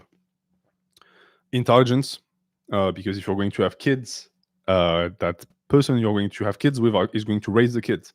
If you have kids with a dumbass, you're going to have half dumbass kids. Kindness, as someone who is not very kind, I need someone to make up for that. Someone who sees the best in others. I'm essentially just describing my wife here. Where did I get the Dune mug? I don't know. It's my wife's. Do you value looks? Yes, I would be lying if I told you that I don't value looks. The reason why I flashed on my wife is because she's tall and she has a big ass. These are the first two things I saw, and I was like, I want that girl. And then when I got her, I realized that, wow, not only is she hot as fuck, but she's also an angel. Yes. Lunar, just so you know, being spiritual doesn't mean being religious. Religion is an offshoot of spirituality. Human beings have been spiritual way before the creation of Abrahamic religions. Veggie, girl says she likes you but needs to know you more, aka extend the friendship phase. Am I fucked? No, you might just be with someone who needs to vet you professionally first. Kelder PG. Bonjour NH, que penses-tu des relations sans étiquette? So, how would we call that in English? Situationships, in a sense, like non-defined relationships. I say that oftentimes when someone offers that, it's someone who wants their cake and to eat it. So they want the good side of the relationship, and they also want the ability to fuck around because they don't want to be committed. This is usually a red flag, unless this is also what you want. Richard, est-ce que tu m'aimes? Bah, je sais pas, t'es ma femme. Si t'es ma femme, oui. Is that you in the thumbnail? Who else would it be?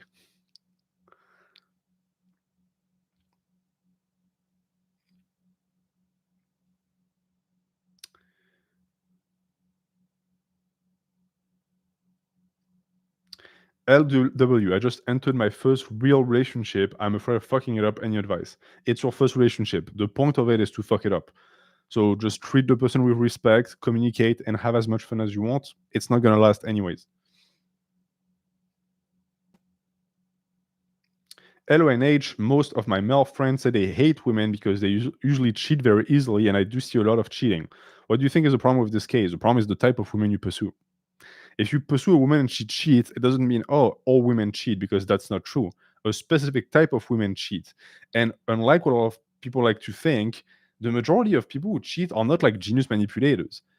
They are red flags. They have a lot of red flags. You just have to be willing to see them. A lot of men, because the women that cheat tend to be very attractive, just disregard the red flags and say, well, she's hot, she has like big tits, so whatever. And then they're like, oh, all women are sluts. No, the women you date are sluts. It says a lot about you. It says a lot more about you than it says about women in general. Is it really you in the thumbnail? Yes. Yes, it is.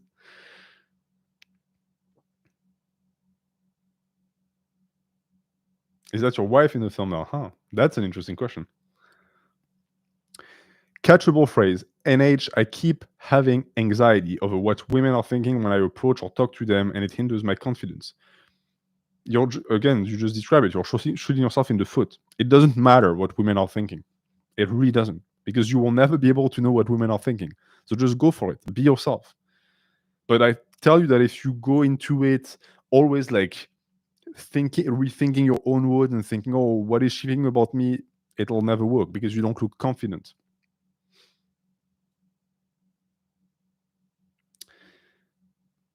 Wife reveal. It would be fun to do a dating Q&A with my wife. That being said, I'm way too attached to my privacy for that.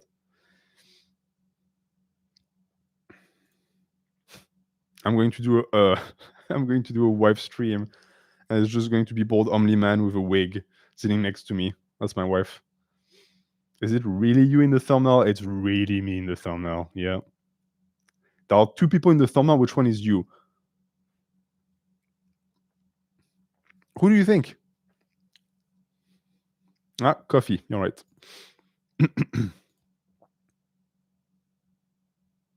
Of course, I look at the people who made a donation to answer the questions. If you sent a private message, I will try to get to it. If you have sent me a donation and then sent a private message, I hope you let me know, like in the private message.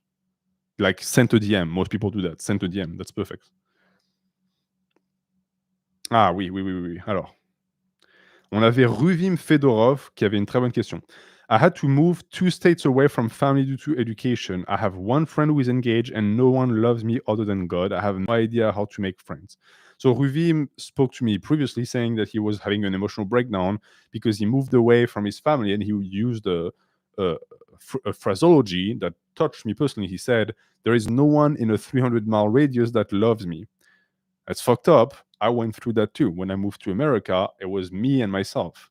And it's really hard, especially if you grew up with a family that like gave you a lot of love. Now, the first question would be, Rovim, how long is this predicament? Are we talking 2 semesters, or are we talking 6 or 8 semesters? Because the two are different. You can survive 2 semesters. You cannot survive 8. So if it's 2 semesters, prioritize your education and just like suck it up. If it's 8 semesters, prioritize your mental health and find another way. Is there potentially a way for you to get an education near your family and your friends? Because social exclusion and social, in a sense, ostracization and loneliness kills. It kills a lot of young men, and I don't want that to happen to you. You seem to have faith in God. That's good. Try to gain strength from your faith and your relationship and worship of God if you think that this is going to help you. You say that you're a believer. Are there churches? I don't know, maybe you're Muslim. Are there mosques where you can go and gain a semblance of community?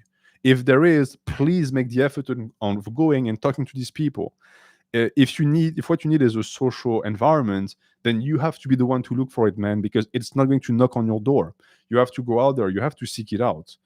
Any excuse that you have, you say you're pursuing an education, most likely there are other young people around you, or there are places where they congregate.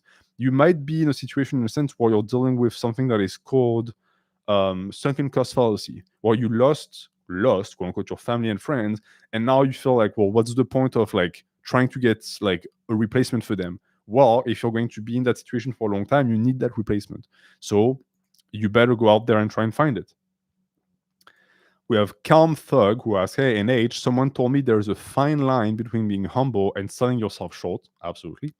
I often downplay my achievements and good qualities because I believe that if I get too confident, I'll stop working hard. I cannot leverage my looks in dating because my humility hurts my confidence. Okay, let me relate that to you to make you understand how stupid that is. Something that I had done for a very long time on the channel is I absolutely refused to make a penny from the channel because I thought to myself, if you allowed that to happen, it's going to poison your personality and then you're going to become a greedy, money-hungry motherfucker. Here's why it's funny to think like this.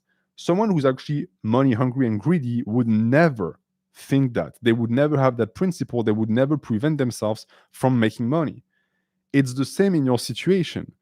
Just because you're going to finally be confident enough to express your qualities doesn't mean that you're going to wake up the next morning an arrogant asshole. You've already demonstrated that you can be trusted with arrogance. So I would like you to be less humble. I would like you to actually talk about your achievements and show your virtues. Most of the time, people can already tell. But unfortunately, if you constantly go out of your way to downplay them verbally, you're shooting yourself in the foot and you're destroying the image that others have of you. You're not going to just stop working hard in the same way that I didn't wake up the day after I made the coffee page and bought a sports car and then started sponsorship on the channel. The channel is still unmonetized. I still tell every sponsor to go fuck themselves because I allowed myself a small deviation, and that was enough to know that I will never allow more. And you are most likely the same way. So leverage the fuck out of your looks and do it with humility. Humility is not helping you, and you already know it. We have Sneed. I got my boyfriend into lifting 4 years ago, and he went from underweight to a healthy weight. He used to be a fat kid, and it gave him a complex where he hates seeing the scale go up. I tell him he's beautiful every day, but he still feels like that fat kid who got bullied for it. That is unfortunately very normal. I personally, my take when it comes to things like this is that we form an image and idea of who we are very young during our formative years, and it's very hard to change it. And you said 1 out of 2, but does it mean that you sent me a private message? And if you did you use another name? Because I did not have anything. Oh, you sent 2 donations. Well, that's very generous of you. You didn't have to do that. So, okay, second donation by Sneed. How can I help him not feel like that fat kid anymore and stop being afraid of the scale and that one little bit of fat that he obsesses over? He loves lifting and knows it's not good to obsess. How can I help him feel as beautiful as I see him? So first off, I don't know if you're a guy or a girl, it really is irrelevant. You're a good person. And your boyfriend is very lucky to have you. So you're dealing with someone who was hurt in the past because they were chubby. And now that you are in a position where you're a guy, so okay, oh well, I know you. I didn't know that you were Shaftesbury. Okay. And now you're in a position where for him to keep progressing and improving his body image, he has to revert back into gaining weight. And that is something that I've spoken to a lot of subscribers about.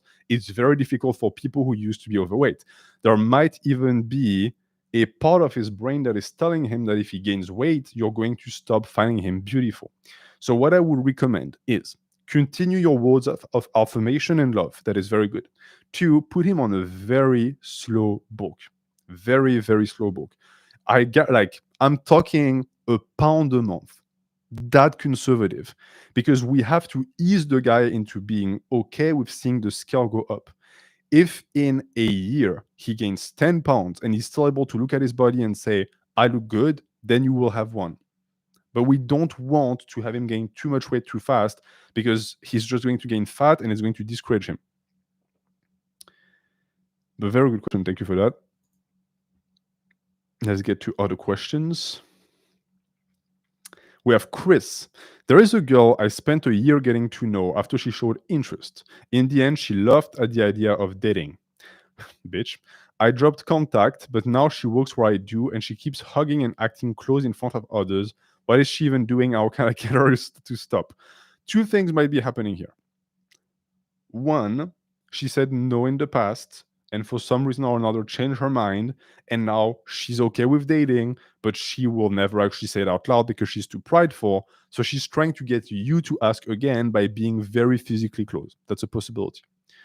2, she doesn't want to date you at all, but she enjoys the attention she gets from you. She enjoys teasing you, and in a sense, very sadistically, she enjoys the way she makes you feel, knowing you can never get her. In both cases, I would tell you just set strict boundaries, and the next time she tries to hug you, push her nicely. Okay, don't shove her like it's an NFL game, and say, "Hey, I'm uncomfortable with you acting like this in front of others. Please stop." That's it. You have to establish boundaries. Honestly, my radar tells me that this is a bad person. This is someone who most likely, in a sense, is laughing at you and making fun of you.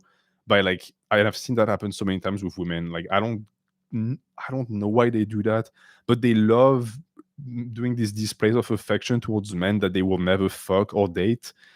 It's part of it is like to keep you hooked. Part of it is like to tease you. It's really fucking cruel.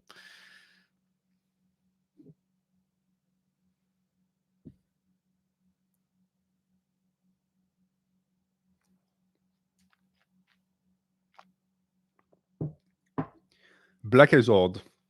I have a fear of rejection of people. Is there a way to ease this fear when around people? The reason you feel you're afraid of rejection, so you act around people in a way that gets you rejected, so you get rejected and it becomes worse and worse and worse. You have to try and like walk and just exist above that fear because it's ruining your life. Fear of rejection hurts much more than rejection itself. Do you have any tips to combat fear when asking out a girl? Yes, understand that she's the one who should fear you, and she most likely is the one who fears you. You are the bear. You are the dangerous element in the interaction, not them. The only thing that can hurt you is your own feelings when she says eventually no. And again, most women are extremely nice when they put you down. They're never like cackling in your face, unlike the bitch from the previous story. They're usually like, they feel sorry for you when they do it. You have nothing to fear. Gros Nico. Salut NH, ma copine qui est à l'armée m'annonce qu'elle a embrassé un autre gars. Je suis détruit. J'arrête pas de pleurer. J'ai 20 ans, c'est ma première copine. Dois-je lui pardonner? All right. Gros Nico says, my girlfriend who is in the army just told me that she kissed another guy. I'm destroyed. Should I forgive her? All right. My first instinct is fuck no, fuck cheaters. My second instinct is she told you. And most likely, if she had never told you, she would have gotten away with it. So it's a real toss-up here. Clearly, she is not able to self-regulate when around a lot of men. She's a girl in the army. She has literally her pick of the litter. Like, she can have whatever guy she wants. And clearly, there was a guy that she found attractive and she kissed him. Can you trust her to not do it again? Because she'll be in the army for the next 15 years. If I were you, I would just say, okay, thank you for being honest. Well done. Have fun with like kissing and fucking random dudes in the barracks and just do something else. You're 20. She's your first girlfriend. You'll find something else. It's a waste.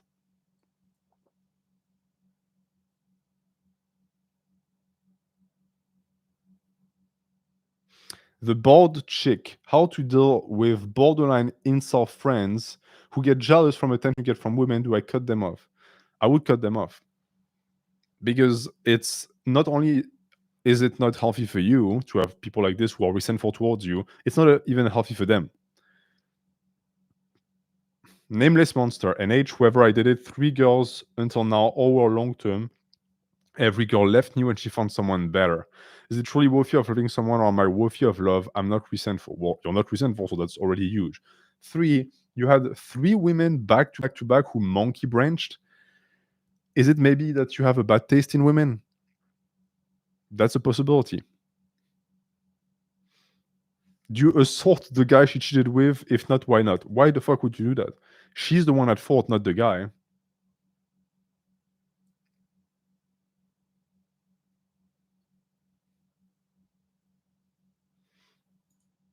All right, let's see coffee. So Chris, we answered. We have Silent Struggler. Salut NH, je t'envoie ce message pour la FAQ dating relationship. Ah, par contre, frérot, Silent Struggler, tu m'envoies un message privé, s'il te plaît. Hein. Ah bah c'est bon, tu l'as fait. Ok, c'est bon. C'est bon, c'est bon. Bon, là, on est chaud, hein, parce que là, ça va être de la traduction. Hein. All right. I'm going to read it one time in French. If you're English in the chat, please don't puke. And then I will actually, you know what? I'm going to live translate. I'm going to flex my 2-digit IQ intellect. All right. Hello, NH. I'm almost 25 and just had my first real girlfriend. I discovered that I have erectile dysfunction and that fucks up my moral. Yes, absolutely. I can relate with that. I love spending time with her and group interactions because that's how we got together. But when we're just the two of us, the oh man, the atmosphere becomes way too lovey-dovey.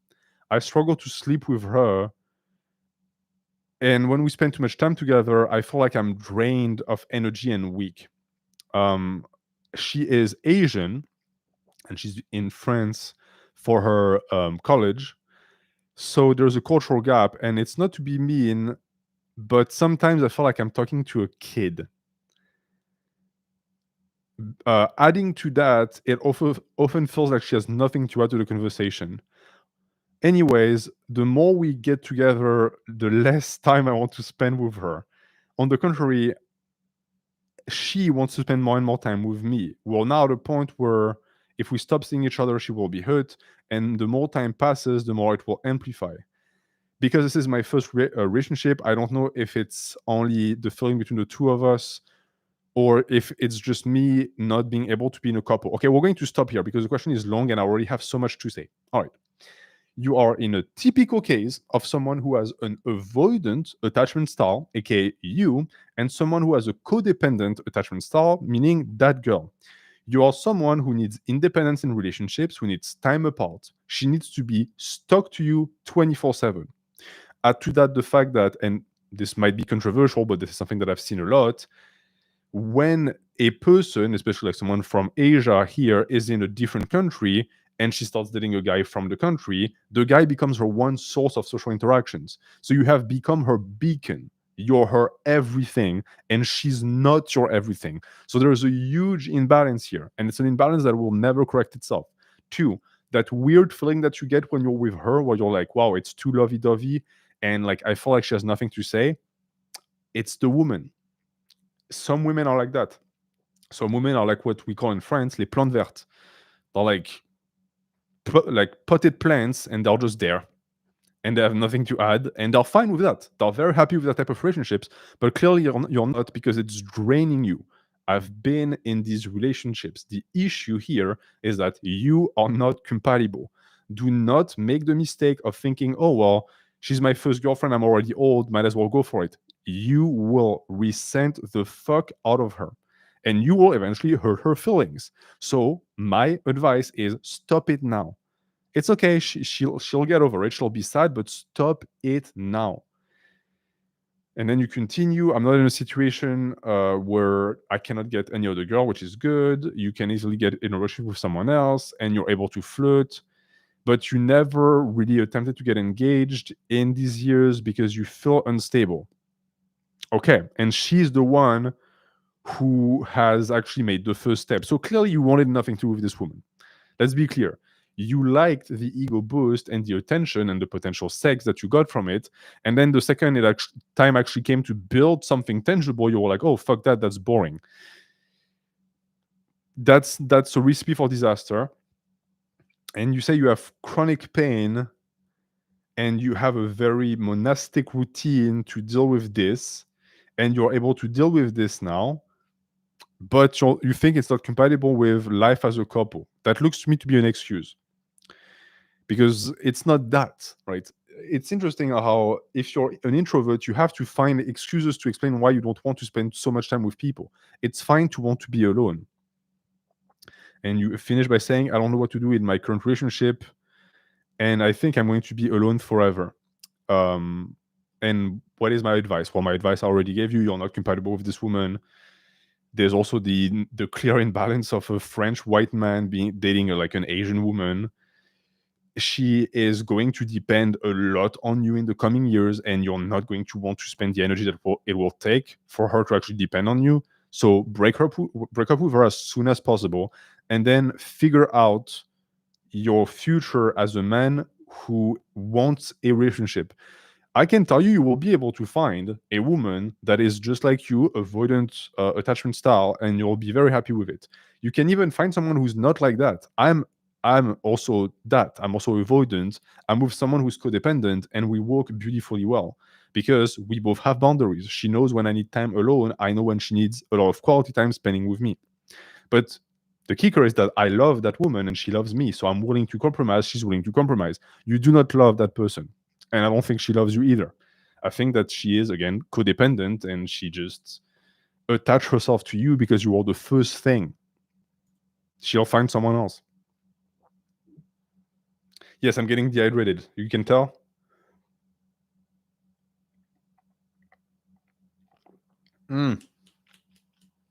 Okay. Two things. Last time I said anecdotes to share with you guys. The first one is the anecdote of the soulmate. This is going to give us a little break from the seriousness of the coffee questions. It's going to make you laugh. I'm going to tell you the story of the most catastrophical date I've ever had and how it ruined my chance with someone that I perceived to be a potential soulmate, and how it eventually actually became a good thing. So, get comfy, kids. because we're about to go in. When I was in college in France, so my first year of college, I met a woman that was like in a random class, not in one of my classes. And she was gorgeous, like 10 out of 10, like Hollywood movie wise. When I saw her for the first time, I was like transfixed, like, wow, she's the one. But for a 4 year, I never saw that girl again because she was never in my classes. And then I think it was year number 2, second semester, finally we have a class together.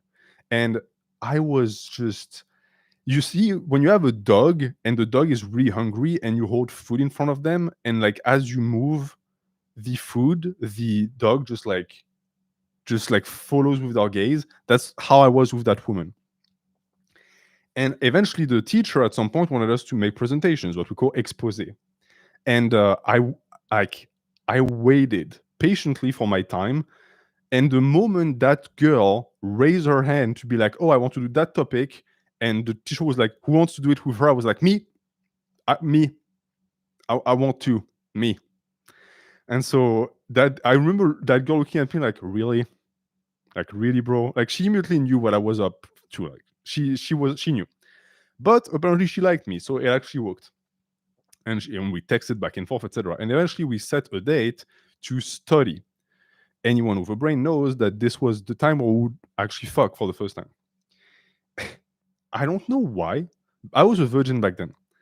But I decided the day off, we were supposed to meet at like 2 p.m. to jerk off at, I think, like 4 times in the morning. And then I ate a 4 rotisserie chicken. Not like a piece or two, like a 4 rotisserie chicken drenched in oil. I ate it all in a fucking hour. And this was at like 1:30 p.m. So I showed up at her door at 2 p.m., 30 minutes removed from eating chicken after jerking off 4 times. And I felt bad to this day for that poor woman because I was like comatose because I was digesting, and she was trying her hardest to be like, to like get me in the mood.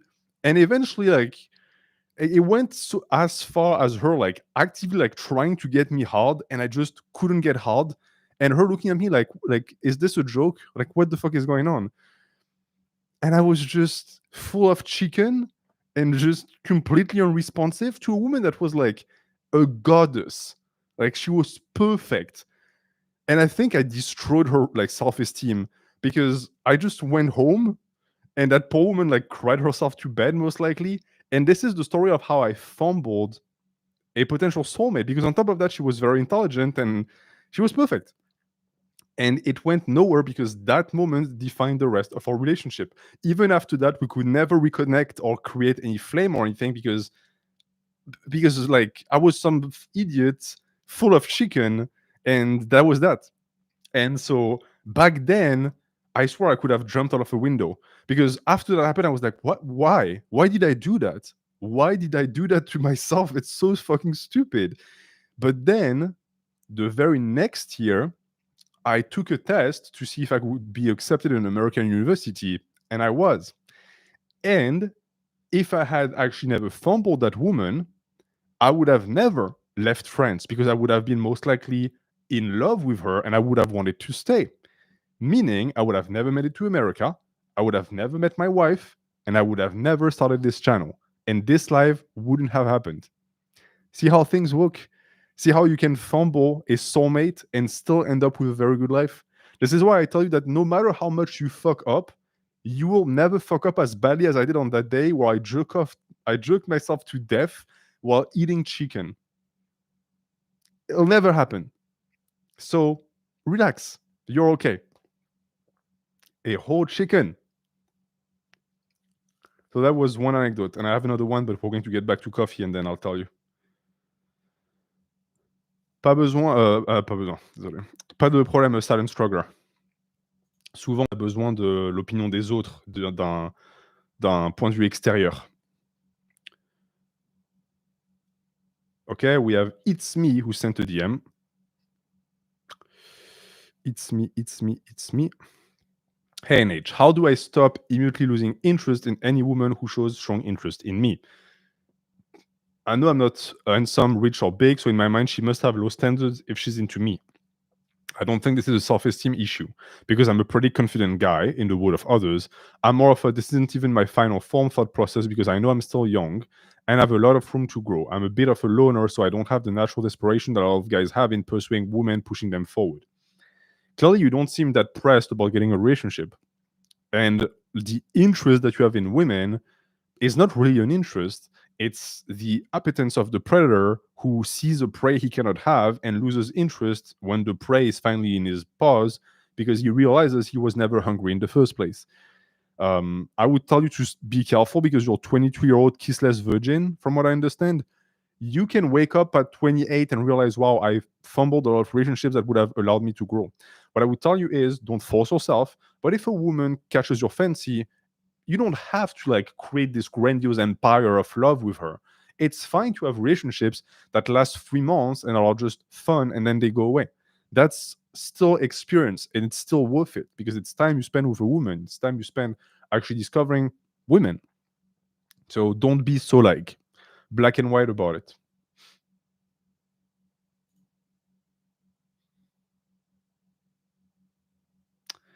Yes. So I suppose you sent a message too.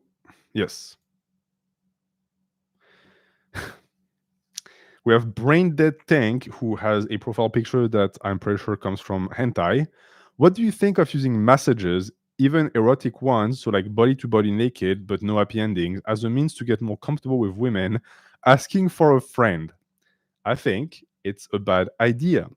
Just like paying prostitutes to have sex will not make you better or more comfortable at sex. It just makes you a better client for prostitutes. You're going to become hyper reliant on contact that you get from these masseurs, and you might just develop an addiction to it. But it's not going to make you more comfortable with women at all. Instead, I don't know, pay an escort and ask her about her dad and like have a conversation. That would actually be more conducive.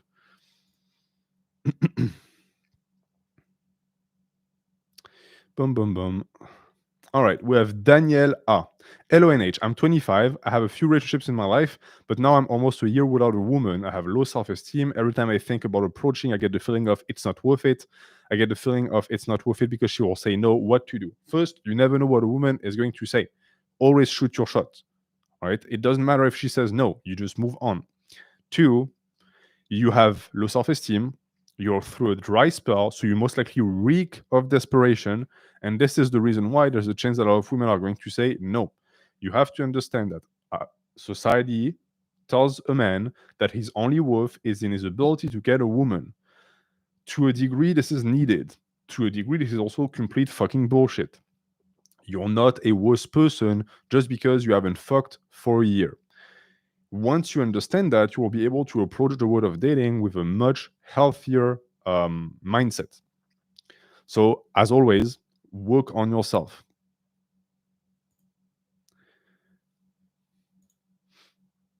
Chris Dang, Delray Misfits. I'm an Asian guy. Do you think it could be a good strategy to showcase my ethnic pride?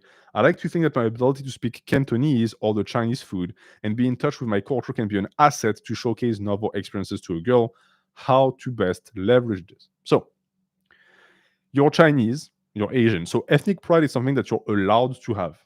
Now, I don't know if it's going to allow you to bag a girl. Maybe it would if it's a girl from your culture who wants a guy that is like her.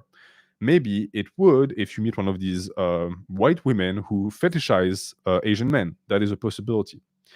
Outside of that, what you're describing, like the ability to speak Cantonese, the ability to like know a lot about Chinese food, all of that, could be a good personality trait to have because it shows that you have hobbies.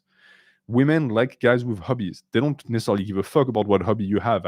Having a hobby means this person has an individuality and they have things going on in their lives that don't rely on me. So I think that this is the part that you could leverage. But if women are also very good at telling when a guy has a hobby that is only in place to attract women. It's always evident when a guy, for example, has a sports car because he thinks it's going to get women as opposed to someone who enjoys sports car.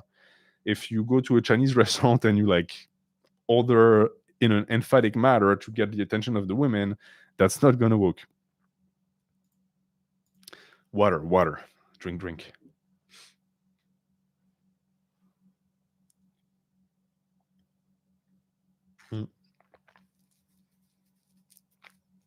And as always, these streams go by quite fast. There's only 50 minutes left. So I'm just going to take a few more coffee questions, but maybe in 10 minutes I will shut down the donations because I have a lot to get to. NH, I noticed my interest in dating women has gradually become more non-existent. Is it worrisome if I'm happy being alone? No. You might just be in a phase where you're just not interested.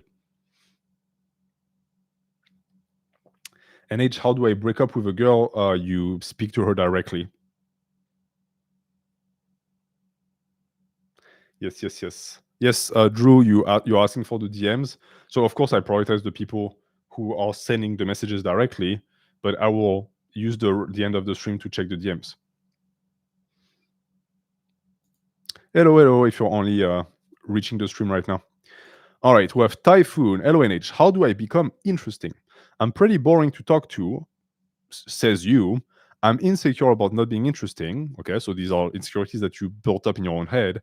I can't come up with anything funny or clever to say. For the most part, people who are funny or clever don't have to come up with anything. They are themselves funny and clever, and so it comes naturally. It is always painfully evident when someone is saying something that they think will make them look clever or make them sound funny. Most of our conversations are just, how are you doing? How was your day at work? Please read the rest in DMs. Yes, DMs. I'm afraid she's going to think I'm boring and leave me. I don't want to lose her. What do I do? The fear of being boring is worse than being boring itself because it makes you look needy. Most men, most charismatic, confident men, don't really care if they're boring or not. Something that I've heard a lot about women love when a guy is nerdy about something that they love. And by they, I mean the guy. So, for example, if you go on and on about a topic that you're passionate about and she doesn't care, if she feels that passion, that's good. What I'm trying to tell you is stop trying to appeal to your woman. Stop trying to like put yourself in her shoes thinking, how is she feeling about this? Who gives a fuck? Be in your own shoes. Enjoy yourself. Feel your feelings. If you want to gush about something that you care about, gush about it. And your second question, you liked her for a lot of reasons. Not only is she facially attractive and shorter than me, but she's also intelligent. We are both neurodivergent, have a lot of similarities. She plays Dota and video game in our free time. How should I make a proper farewell and move on and forget about her? Wait, what is going on? You wanted to keep her and now there's a farewell?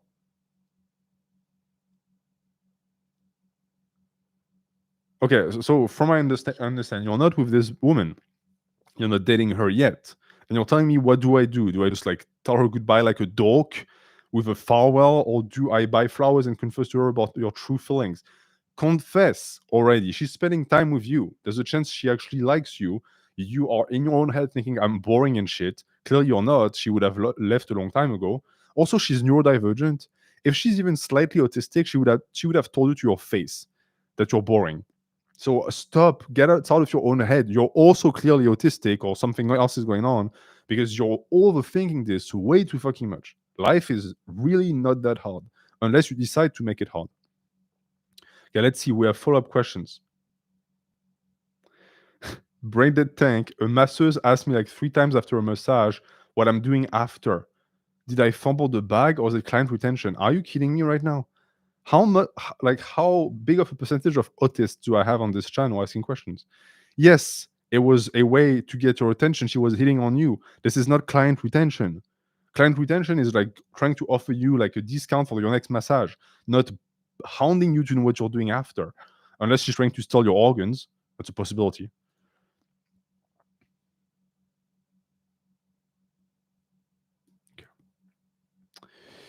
On a vraiment des, des hurluberlus sur ce chat, c'est quelque chose. Hein.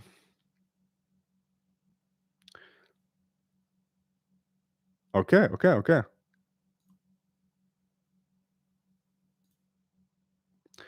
James Alombi. I know I am going to get rejected by this girl at work. How do you know?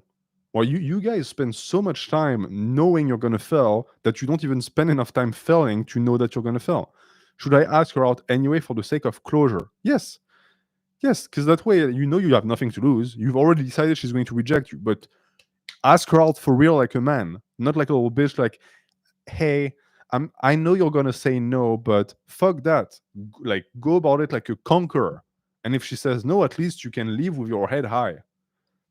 For context, I asked her out nearly a year ago for coffee, and the conversation was really dry. Let me see the rest of the message. Okay, so the rest of the message, it's here. She said she was emotionally unavailable, which is woman code for we had a date and you just didn't speak for like an hour, so I don't really want to see you again. But I was fine with me because the date didn't go very well. Then the date didn't go very well because you fucked it up. The past month, though, I've been working closely with her at work, and I fear I may be falling for her. I used to be a fat kid, went to an all-boys school, so I fear lack of confidence and experience dating maybe entering my judgment. So essentially, you have this one girl that you spend time with, and so you develop feeling, which is typical for men who have never gotten a lot of female attention. You got one chance of a date, you completely fucked it up because you were petrified with fear, and she distanciated herself. Worst that can happen is she says no. Actually, no. Worst that can happen is she says yes. You go into a second date and you fuck that one up. So this is what I want you to do. Only go and ask her out if you are dedicated to make an effort to have a good second date. If not, don't even do it because you're just going to create a dangerous pattern of failure for yourself.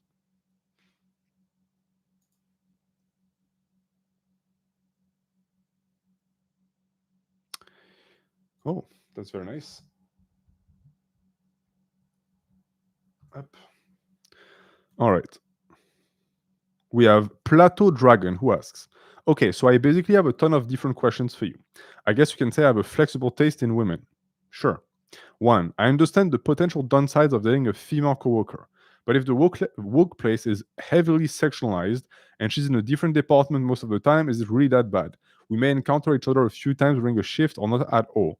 Perhaps we randomly happen to take lunch break at the same time, but that's it. Are you ready and willing to lose that job over that chick? If the answer is yes, go for it. If the answer is no, don't do it. It really isn't worth it. You can think, oh, she's technically not in the same department. For HR, it does not matter. You're still employed by the same company. And if shit hits the fan, you will be the one paying the price, not her. 2. Any considerations for hitting up a girl at my gym who's strong and jacked? Looks more jacked than me in the back and legs, although she's not stronger than me on any lift because she's a woman. Men who brag about being stronger than women always fascinate me. I'm going to just tell you honestly what I think. Get more jacked than her and then ask her out. Because why would a woman that is that strong go for a man that is less jacked than her? It makes very little sense. 3. Do you have experience dating foreign exchange students in university setting, especially Japanese ones? No. For the simple reason that Asian women do absolutely nothing for me. But we have the previous donation to show that it is possible, and you might even end up with one that is going to make you their wood, which is not necessarily a good thing. 4. How to start talking to a girl I don't know from other courses when she's studying in the uni library. Often feel like I want to if she looks cute and is studying something interesting. Feel inappropriate to interrupt, correct? Not to mention we're in a library and I suck at whispering because I have a loud and deep voice. Yeah, and I live in Norway, so we have a cultural thing about not talking to strangers. Honestly, don't do it. She's in the uni library. This is probably the last place on earth a woman would go to flirt. Only exception being if you're in the library and a woman sits in front of you on purpose when there are spots around. That is an invitation to flirt, but that is the only way.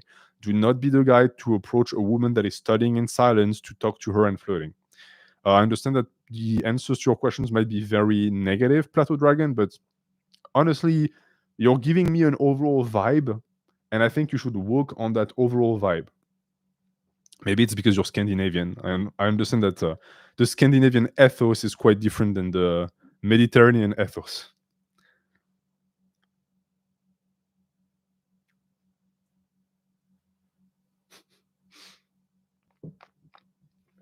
Wait for her outside when it's dark and she's finally going home. Yeah, women love that. Women love when you wait, when you learn the moment where they're off work or like classes, and then you wait outside and you follow them without saying a word. And you should leave enough distance so that she can't really like see your face, but not enough that she doesn't know that you're stalking her, you know? We're joking, but I did that once to a girl. And I was perplexed to understand like why she was like afraid. It really is fascinating, like the type of bullshit you will pull when you have no experience with women.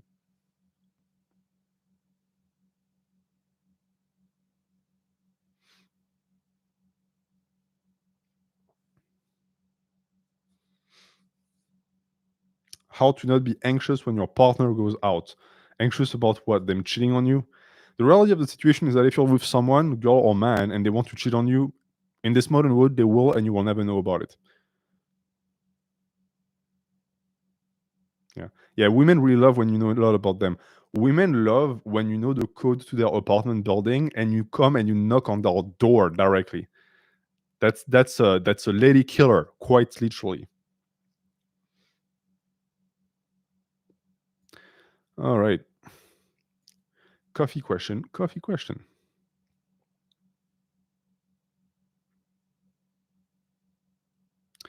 We have Jax. Jax, I will get you. Winter lover. What do you think is a realistic expectation for compatibility of interests? I'm unable to find mutual interests with most people interested in me and keep losing the motivation to pursue others. I have extremely niche taste and dislike popular culture. Well, you're sort of shit out of luck. See, this is the issue if you're a man and you are autism adjacent and you have like these weird niche interests that really only other men exactly like you have. You cannot expect other women to have that. It's if you manage to find that, that's rare as fuck.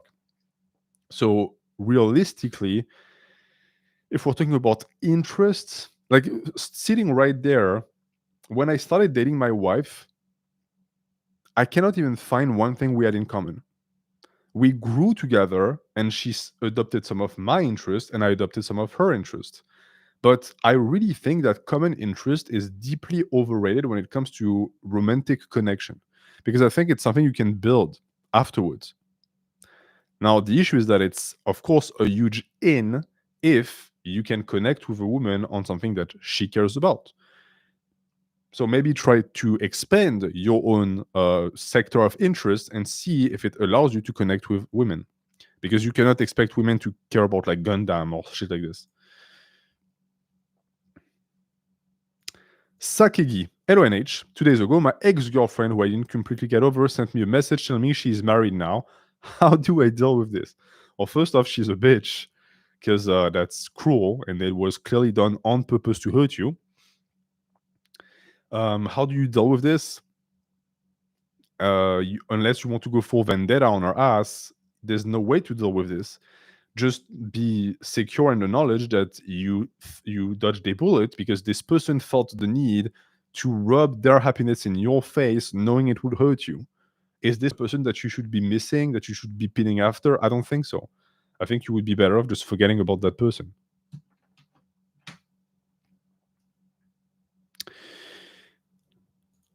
Mm-hmm.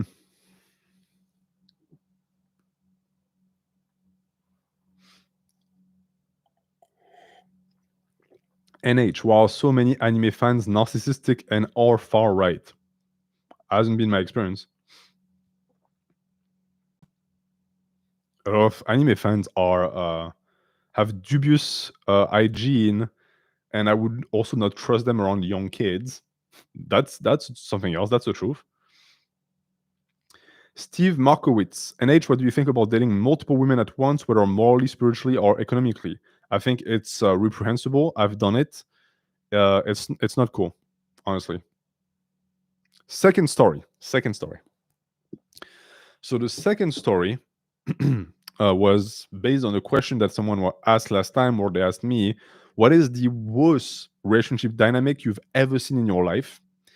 And the answer to that is a couple that used to live in an apartment that I used to rent a few years back. Now, I'm going to stipulate the race of each individual because it's relevant. The man was white and the girl was black. And this was in America. They had the most toxic, dysfunctional relationship I've ever seen. simply because the guy was a wimp and the girl was extremely combative. So she spent all her time pushing the guy to try and get him to like act like a man, because most likely this is the dynamics that she used to experience with black men that she used to date. So when she used to antagonize them, they used to be manly back, and this is what she wanted. But when she did that to that guy would fold. And so instead of thinking, oh, this is not the man for me, she just kept pushing and pushing and pushing. And she made that guy miserable. And seeing their interactions in public was really painful because she was clearly unhappy because she was with a wimp. And he was clearly unhappy because he was being harassed by the person that loves him. To the point where at some point I told my wife, one of two things is going to happen. Either she's going to leave, or one day he's going to fucking go crazy and he's going to kill her. Like, we will wake up one day to a body bag at the bottom of the apartment. I guarantee you that. I don't know what happened to them. They eventually moved out, but I wish I could have like taken the guy and said, hey, she's not the one for you. Like, get you some girl who's like submissive and even more of a whim than you. You cannot handle that person. It's not possible.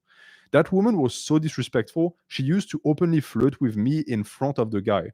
And the guy was just like silent.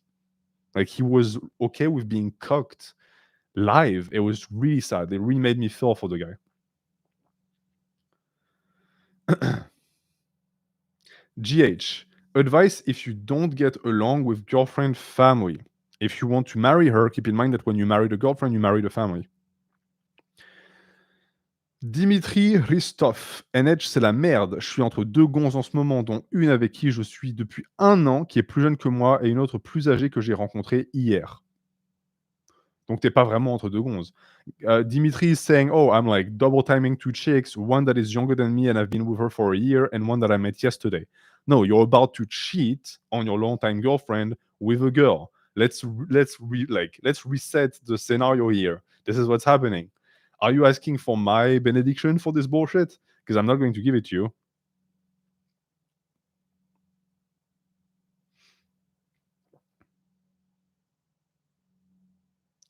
OKB Djibril, coucou mon choupinou, c'est moi, bonjour.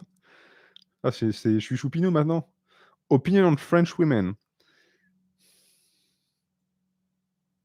They're too skinny. 2, I don't like their attitude.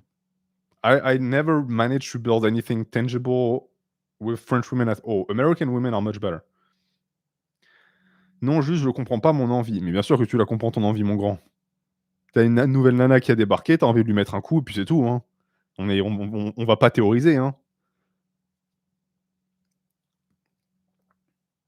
Is that actually really you in the thumbnail? Yes. History is power. You said that women smell desperation. Any tips regarding fixing that feeling in myself? There's a video that is going to drop about that soon. Opinion des Québécoises. Les Québécois sont très très bien. Les Québécois sont très très bien. Top tier. NH, how to turn a conversation into kissing or closing for a number instead of a boring conversation? You have to flirt. You have to introduce sexual tension into the discussion.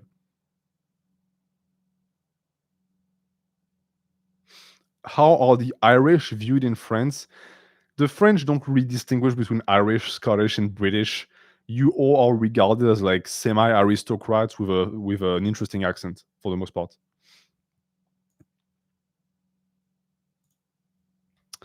Okay. New message on coffee apparently, and then we're going to get to the DMs. Hey NH, how do I speedrun getting rejected by a girl so it's not such a novel experience anymore? Well, that's another anecdote. It's something that I did when I was in college. So my first year in college, I had a one-itis. I was obsessed with this one girl. I think her name was Bella.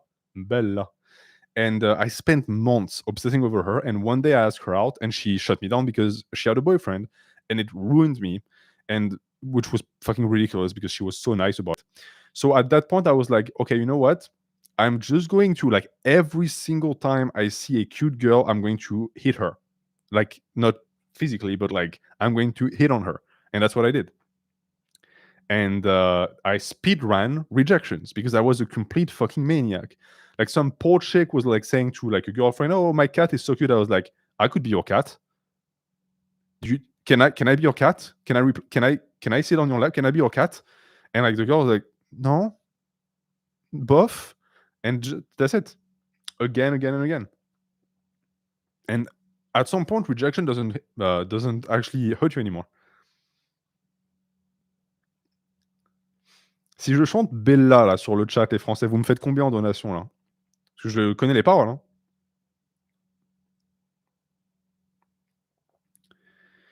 What do women think of weed in a relationship? Well, as you just said, women that smoke weed regularly are not the type of women that you want to date, and the ones that don't smoke might be okay with that. Je suis pauvre, donc je peux payer en respect, mais le respect, ça paye pas le loyer. Hein. Je brûle mon PC. Ouais. UNH, is cooking a turn on or a turn off for women? A huge turn on. Cook a good meal for a woman and bring her the plate and tell me she doesn't look at you like you're the most beautiful thing in the world. Everyone loves someone who cooks for them. Pourquoi tous les Français sont réellement italiens comme toi, NH? C'est parce que tous les vrais Français sont morts pendant la Première Guerre mondiale. Après, on a remplacé avec des Espingouins et des Italiens de mon acabit et d'autres ethnies avec des gains de couscous ou de mafé. Et voilà, c'est la France d'aujourd'hui. Est-ce que tu trouves... Do you think that speedrunning rejection is healthy? Actually, it wasn't. Yeah, because there's no involvement in you. You don't waste anything. But it's not healthy for the women because I've traumatized a bunch of women, I think, with my shenanigans.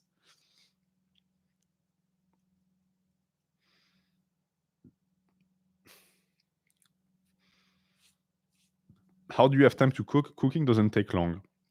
That's the number one excuse of people who eat out or eat who buy microwave garbage, saying it takes long. The majority of the meals that I make take me 10 minutes to make. But NH, you can get a reputation. Yeah, you can get a reputation for a guy who hits on girls. But it never hurt me. If anything, I had girls approach me because they knew that I was quote unquote open, and then I fumbled it by saying it's pasta time. Have you ever dated a smoker, NH? I dated French women, and the two are synonymous. So yes, but every single girl I've ever been to, I told them, hey, you want to keep me, you have to stop smoking. So essentially, even though we're no longer together, I gave them a very beautiful gift.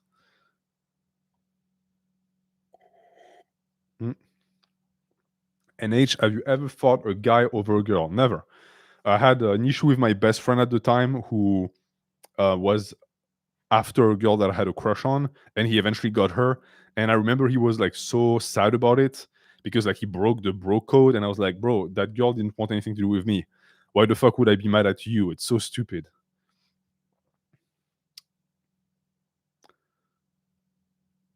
Pas de problème, Dimitri. Merci à toi.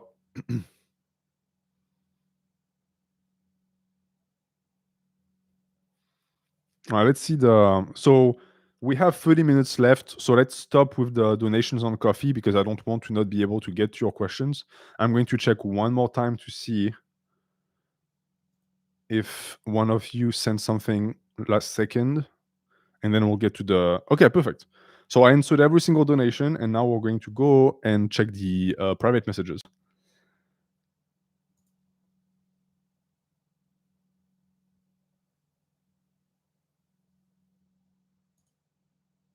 All right. We have Chris. NH, I'm 21, so it's been 2 years since I tried dating. At the time, I had 1 year of lifting. I was lean and good looking. I found someone, but the relationship was horrible, and they manipulated me into co-signing a car that later got repoed. Oof. I learned later that they used money to bond out an ex. Okay, great. They also gaslighted me all the time, so we broke up. During this time, I gained 20 pounds, some muscle, some fat, but now I don't want to re-enter the dating market because I don't think I look good. I'm also too busy working full-time and studying part-time. I'm trying to pay off debt, and I've been isolating myself because I don't find myself good-looking, so my social skills are suffering. I feel like I have trust issues now from all of this. I can't trust someone even if we are deep into a relationship. My goal is to finish school while making some money. Okay, first and foremost, let's be clear, you fucked up. You got into a relationship with someone who was bad. Most likely there was a gazillion red flags that you ignored. You co-signed with someone that you were never even married with for a fucking car that got repoed. They stole money from you to bond out an ex. You had poor boundaries, most likely because you had no experience. Okay, never mind. You gained a lot of weight and you don't look as good as you used to. First off, this is not an excuse. I think when I met my wife, I was like overweight, and when we started being serious, I was obese. Like when we started getting serious with my wife, I was 240 pounds. I had a double chin. I had like huge love indoors. I could barely walk, and yet she still fell in love. I fell in love, and we built something. That's not an excuse. Put yourself out there. What you're doing right now, you're even describing it, is you're socially isolating yourself, which is in a way of a method that you're using to punish yourself from your past mistakes. This is not good. You've been punished enough. Trying to finish score, and it's something that I've told you guys a million times. Whenever you catch yourself thinking, I will be happy when X happens, you know that you're bullshitting yourself. You're gaslighting yourself. Whenever you say, I will be happy then, you could be happy now. So choose to be happy now. And then you also have to work on yourself because, yeah, you've developed trust issues. But see, here is the thing: you have trust issues because you refuse to apply logical thinking skills in your first relationship. As long as you don't don rose tinted glasses in your next one, you should be fine. Because the majority of women are not going to try and con you into co signing a car and bonding out their ex. You had one bad experience, don't let it turn into a bad life.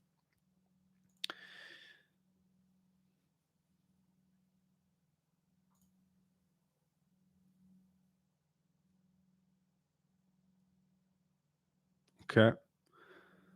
Ah, oui, Jax. Jax. Thank you. I forgot I had to get to you too. I'm interested in getting your opinion on something that's been on my mind. I'm 21 years old and I've been with my girlfriend, my first and only girlfriend, for almost 3 years now. I really love her, and if I were older, I'd probably propose to her tonight. The thing is, every now and then, I feel this urge to explore and see what it might be like to be with other girls. It makes me feel like I might be missing out in some way, and I'm trying to understand where these things are coming from or how to handle them. So these are, Jack's, natural feelings that every single man experiences. You are in your youth, you are in the pinnacle of your sexual life, and you're thinking to yourself, how would it feel to be with another woman? Let me tell you, as someone who's been with multiple women, it feels the same. Sex is sex, right? You're getting, it's not even a different flavor of ice cream, it's still ice cream. And ice cream is, of course, delicious. You can eat it as much as you want until you're sick of it. But the slight difference that you will get by getting a new woman will never make up for the fact that you will lose that woman that you've been with for a very long time. The feelings that you are describing, again, are natural, but they're also a part of immaturity.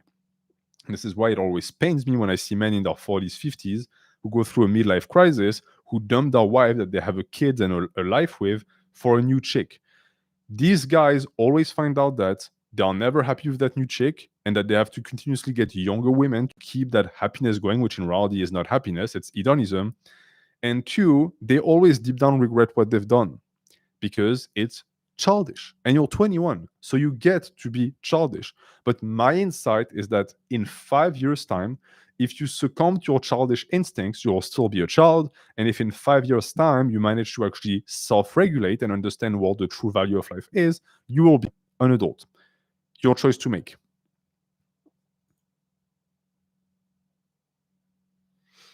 We have a question from JD, who asked a lot of questions that I ignored every single time. How is it possible? I'm sorry about that, bro. At least today I get your question. I often think about something from back in high school. There was a girl who liked me, and whenever she made it obvious, I'd get nervous and hide until she left. A friend of mine used to tell me to run away if I saw her, so I guess that influenced me too. Looking back, I was attracted to her. She was a blonde Giga Stacy. Okay, you spent too much time on 4chan. Maybe she was just messing with me, but I still regret not taking the initiative. Thoughts. First and foremost, your friend was a rat. He most likely knew that she was into you, and he told you that because he was jealous of that. For some reason, you believed him, maybe because you're super awkward. And you say, and this is key, I should add that after like 2 weeks, she stopped doing it and like avoided me for the rest of high school. Yeah, because she opened the window wide saying, Hi, I like you, I like you, I like you, I like you, I like you, I like you. And you were like, nope, I'm going to run away and hide in the bathroom. So eventually she's like, well, fuck that guy. And she's moving on and she closes the window. Anecdote time. This is something that I also did to a girl in my I think second year of high school. She was Asian, and she did her best to try and get my attention and be like, hey, I like you. And one day, to convey that notion, she put an arm around my shoulder as a way to like squeeze me and like create physical contact. You know what I did? I pushed her away and I went like this. Acha! Aww! As if like, oh, we're gonna fight because you're Asian. Like we're gonna have a karate showdown because you're Asian.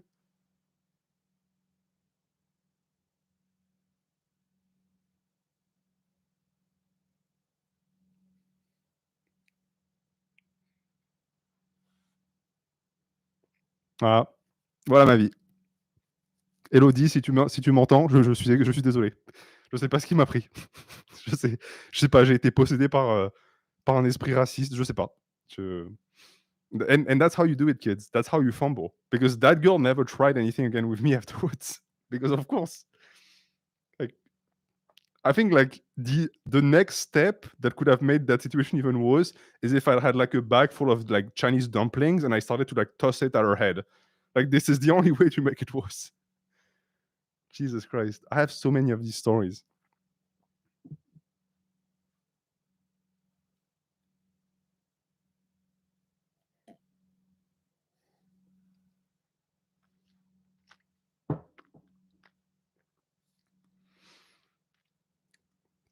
How am I married? I have no clue.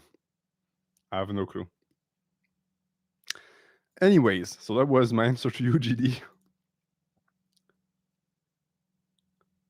Mhm. We have true Viking heart. You said the girl decides when you have sex, but where I live, people are really horny for some reason, and it's an overly sex-positive place. Tell me you live in Scandinavia without telling me you live in Scandinavia. When you couple that with good looks, girls want to have sex pretty much instantly. With the last 3 girls I dated, it was always me saying, no, I don't want to have sex yet. This is just the culture here. The question is, should I just look for someone who wants to wait a bit too? Not till marriage, just at least till we properly know each other? Or is it enough if the girl wants to have sex, I tell her I want to wait and she respects it?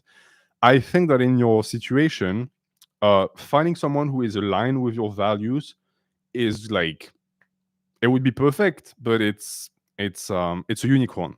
You're unlikely to find that. But if you have a girl who doesn't align with your values but still respects your need to wait before you have sex, then I think that this is already good enough because it shows that she respects your boundaries.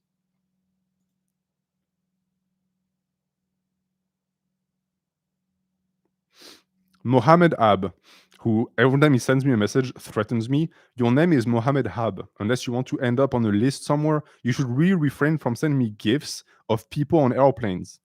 Just saying. Would I regret my whole phase like you do if I have fun while making sure I'm not being manipulative and was honest about my intentions with the women that I meet? Most likely, no. The reason why I personally regret it is because I was manipulative and I hurt women. But if you manage to not do that, just keep in mind that casual sex for the most part is a lie.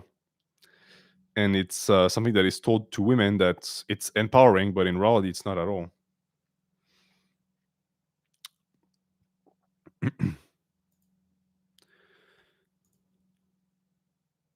Okay.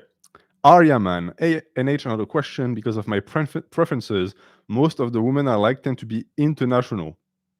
Okay, that's a euphemism, meaning there is a high chance that they'll go back to meaning that there's a high chance that they'll go back to their country. Do you think it's worth pursuing something that you know will likely end? Or in other words, do you think it's better to have loved and lost than to have never loved?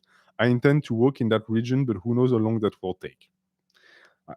I love that your preference is someone that is highly likely to go back to their country. I mean, yeah, you set yourself up for relationships that either are going to end or become long distance.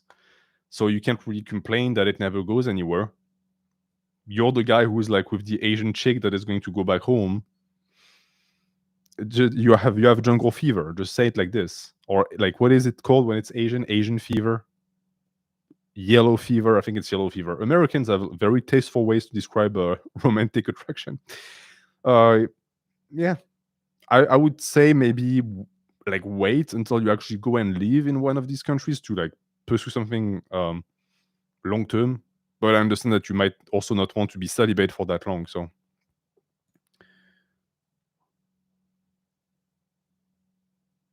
Okay. Objectively Subjective asks, my question relates to long-distance relationships, especially ones where you met online. In my opinion, already 2 red flags. The only type of long-distance relationships you should entertain are the ones that started organically, physically, and lasted for a long time. For the sake of getting direct, let's assume I'm not a little boy being scammed by a middle-aged man, which I'm not, but is understandably assumed regardless of what I have to say. Okay, Jesus Christ. Okay, I've gone through a lot this year, living a cult, making my way in the world with no experience, childhood of emotional abuse. Yes, that's a lot. And it's very difficult to communicate over only video call and stay strongly bonded, which is why you should maybe avoid that. As someone who used to be in a cult, yeah, you managed to get out of the cult, but you're still very easy to manipulate. There is the added detail that I'm also attempting to resolve negative coping mechanisms I have regarding difficulty expressing myself as an individual, while her coping mechanisms expressed by becoming apathetic, extreme negative outlooks on herself and her future, and feeling unable to love or live. Okay, this woman is giving you a headache, and I'm not even with her. You just escaped a court. Do you really want to put yourself in a position where you're going to spend time having to deal with the moods of another woman? Don't you have better things to do? Because, like, you're describing already the process of figuring out each other's communication skills. This is work that I've only done with my wife. Like, all the other women that I've dated before, I didn't care about that because I knew it wasn't going to last. You're going to build a building. Are you sure you're going to own the building afterwards? If not, why are you even building it? Yeah, and clearly you are hesitant to express your feelings, and she's avoiding the situation due to apathy. So you're not even in line when it comes to communication styles.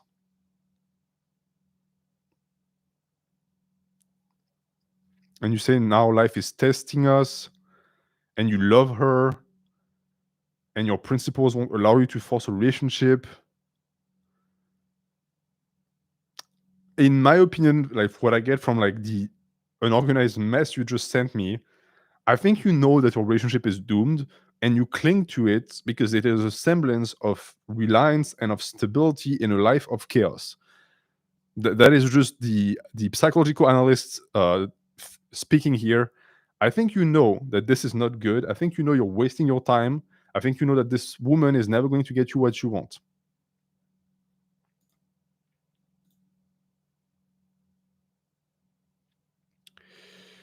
Okay, we have person with a JoJo profile pic who had a very good fitness program.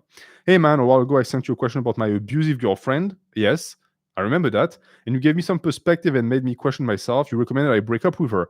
And on Thursday, I broke up with her. Thank God.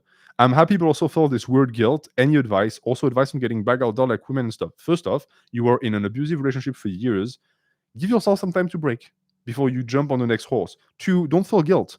That woman beat you up. Why are you feeling guilt? Good people fascinate me. This is the reason why I'm here giving advice. I'm not a good person. I will tell you straight up, if someone is a piece of shit, leave and don't feel guilty for it. You're free. Celebrate. Feel happy. I don't want you to feel guilt. And if you do feel guilt, always remember that this guilt is it's just your good heart expressing itself. And you broke up with that woman to protect your good heart. Egog.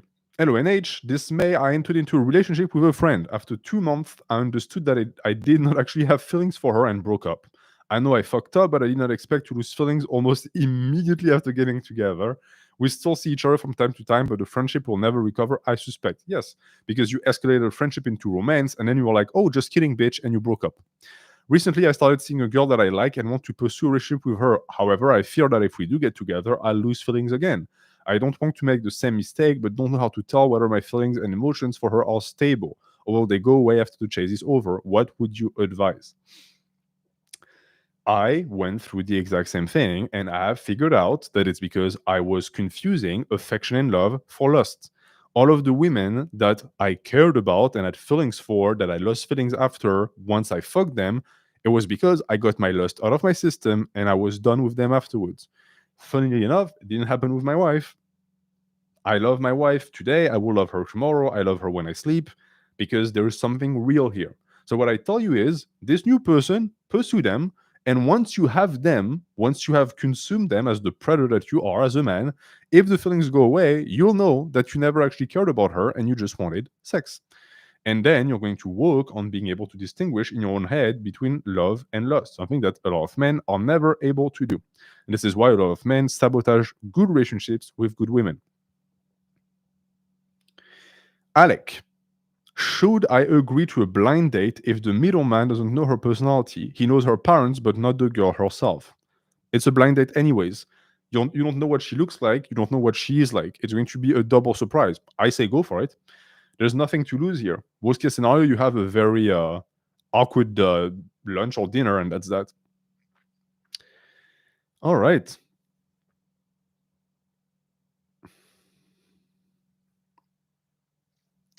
And we have Typhoon that says,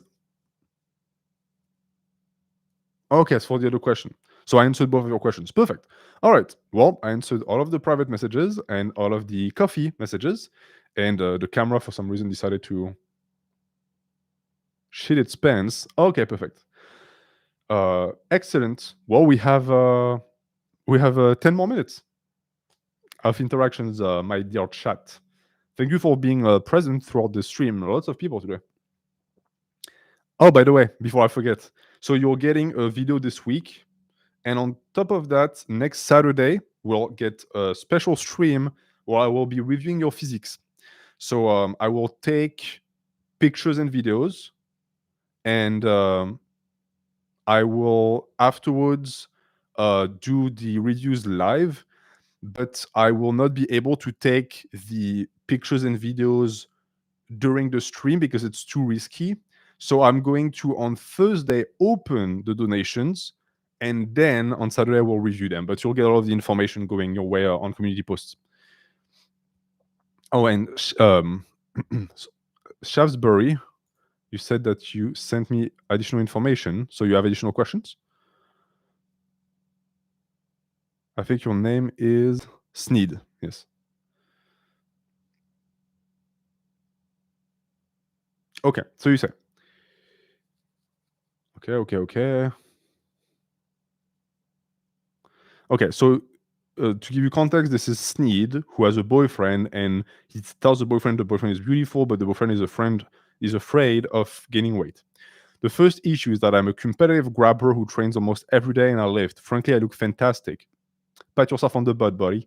And he feels like his physique doesn't match up to mine, which, I mean, it's unsurprising. You're a competitive grappler who's been training for longer than he is. He also admits that it's not healthy, but it's still in his head. That's so interesting. I'm not gay, so I cannot claim to understand like gay dynamics. Is there competitiveness in gay relationships? Like, do the both dudes look at each other like, oh, you look better than me, I don't like it? I know that for heterosexual relationships, it doesn't really work like that, but it's because we're different sexes. The second thing is that he's from Vietnam and they are very fat phobic. Yes, they are.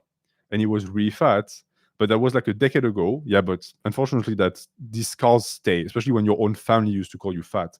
And before I met him, he literally ate 3 eggs a day until I lost a lot of weight, but I had no muscles. Yeah, so he had what we call an eating disorder. He had a major complex about his weight, and I'm worried about the lifting lifestyle making his previous image issues worse. Yes, try to protect him as much as possible from all of the like trendy teenager roid influencer stuff because it's going to ruin his self-image. Any advice on helping him realize that he's not that fat kid from the past, and that despite me being an actual competitive athlete, him being all softer isn't a problem at all. These are things that you have to tell him, and tell him in the gayest way possible. Tell him that you like the fact that he's a little bit smaller than you, that he's a little bit daintier than you, because it makes you feel like you can protect him. I don't know if this is true or not, but you have no idea how much I love him or how often I tell him that he grows more beautiful every day. You researched Vietnamese poetry to tell him he's amazing. That's very cute. But you feel his issues are ingrained because of his past and it follows him like a dark cloud. Well, also know one thing. He will have to do that work himself. if you try to push too much for too much change too fast, you might actually stress him out, and that's not good. And he knows all of that. He knows that it's not that simple. Trauma takes a lot of time to repair. And I think all of that is just you also. You feel bad about him. And that is a bit codependent, right? This is something that I tell my wife a lot. When I feel bad, my wife feels bad. And I tell her, you can't do that. Right? Sometimes I'll feel bad and the next day I'll feel good. Don't let your own parade get ran upon by my clouds. But you seem to have a very good relationships. And do you have a homosexual story? No, not really. Well, I don't know if it counts, but when I used to play football, don't ask me why, but the big game that everyone was playing was they would piss on each other in the shower, and the game was to piss on someone without them realizing.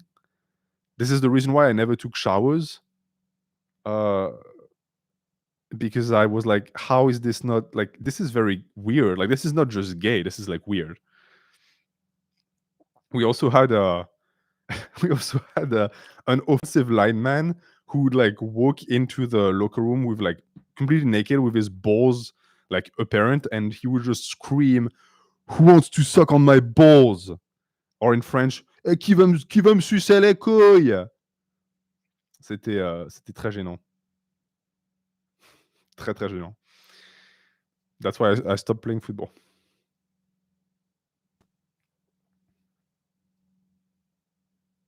Would it make sense to date a religious girl as an atheist? Depends.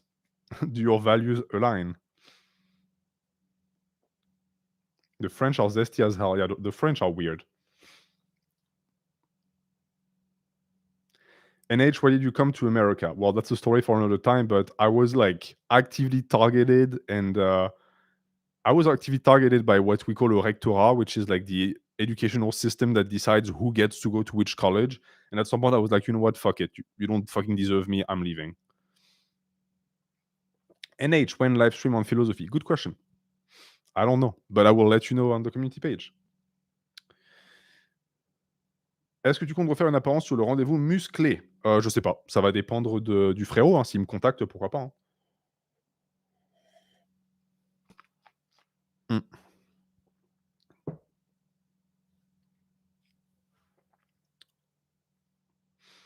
Halloween story when? I don't know if there's going to be one this year, guys. What are some non-negotiable red flags I should look out for in a girl as a guy who is almost 20? Well, as we established earlier, if she has a drug dealer that gives her drugs and she's not paying, that's one. If she's studying to be a nurse, that's 2. If she owns a horse, that's 3. What else? If she has a lot of exes and she talks about them all the time, that's 4.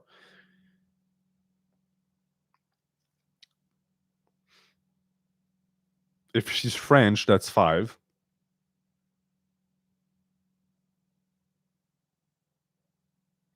Yep.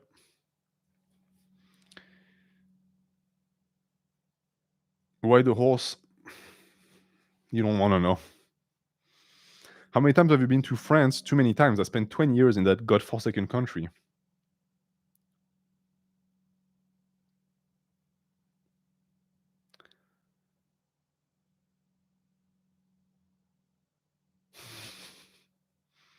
How do I know if a new girlfriend is in it for the long run? She's going to ask for small proofs of commitment on your part.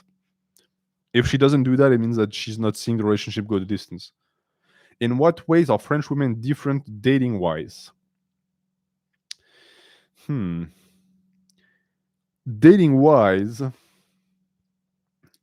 French women, regardless of like how ugly or beautiful they might be, they all think they're princesses. That's one thing. They don't expect you to pay for dates or stuff like this, which might be a good sign, might not be a bad sign because it's like an independence thing. They are, for the most part, not loyal. Like, I'm not saying that American women are particularly loyal, but like French women I've heard some horror stories of like a guy finding out that his girlfriend in France was like fucking all of his friends just for fun. Not even because she found them attractive, just for fun. I never really managed to like match with French women, to be honest.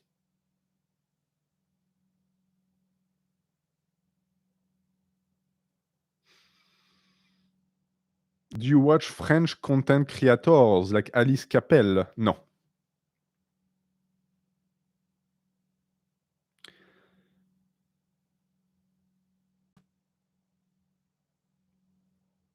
Are relationships where the woman approach first inherently more probable to not end up in cheating from the woman? No. Because you know that this woman actually goes after the man that she wants. So it doesn't really mean anything. Poao ou pichet? Qui dit Poao? Quel monde de dégénérés disent Poao? C'est un pichet. Poao. Non. What's your morning routine? I wake up and I go about my day. I don't have a routine. Pain au chocolat ou chocolatine? Pain au chocolat. Désolé pour les sudistes, hein, mais chocolatine, c'est rien que le mot chocolatine. Chocolatine. On est à ça de la Gay Pride. Je sais pas si c'est si j'ai le droit de dire ça. Bon, techniquement, j'ai rien dit de mal. Hein. When is the next anime series? I don't know.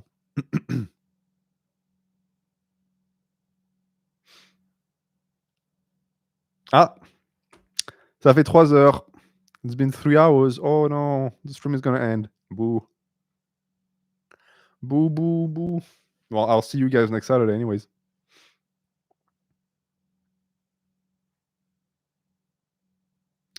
But if you missed the stream, it's going to be re-uploaded immediately as is. So that's one thing.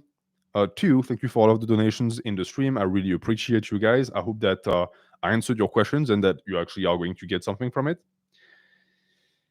Three, if you like the channel and you want to help, you can get a membership. You can pledge, so like $3 a month makes a huge difference for me. A lot of people have pledged already, and that's great. Thank you for that, guys.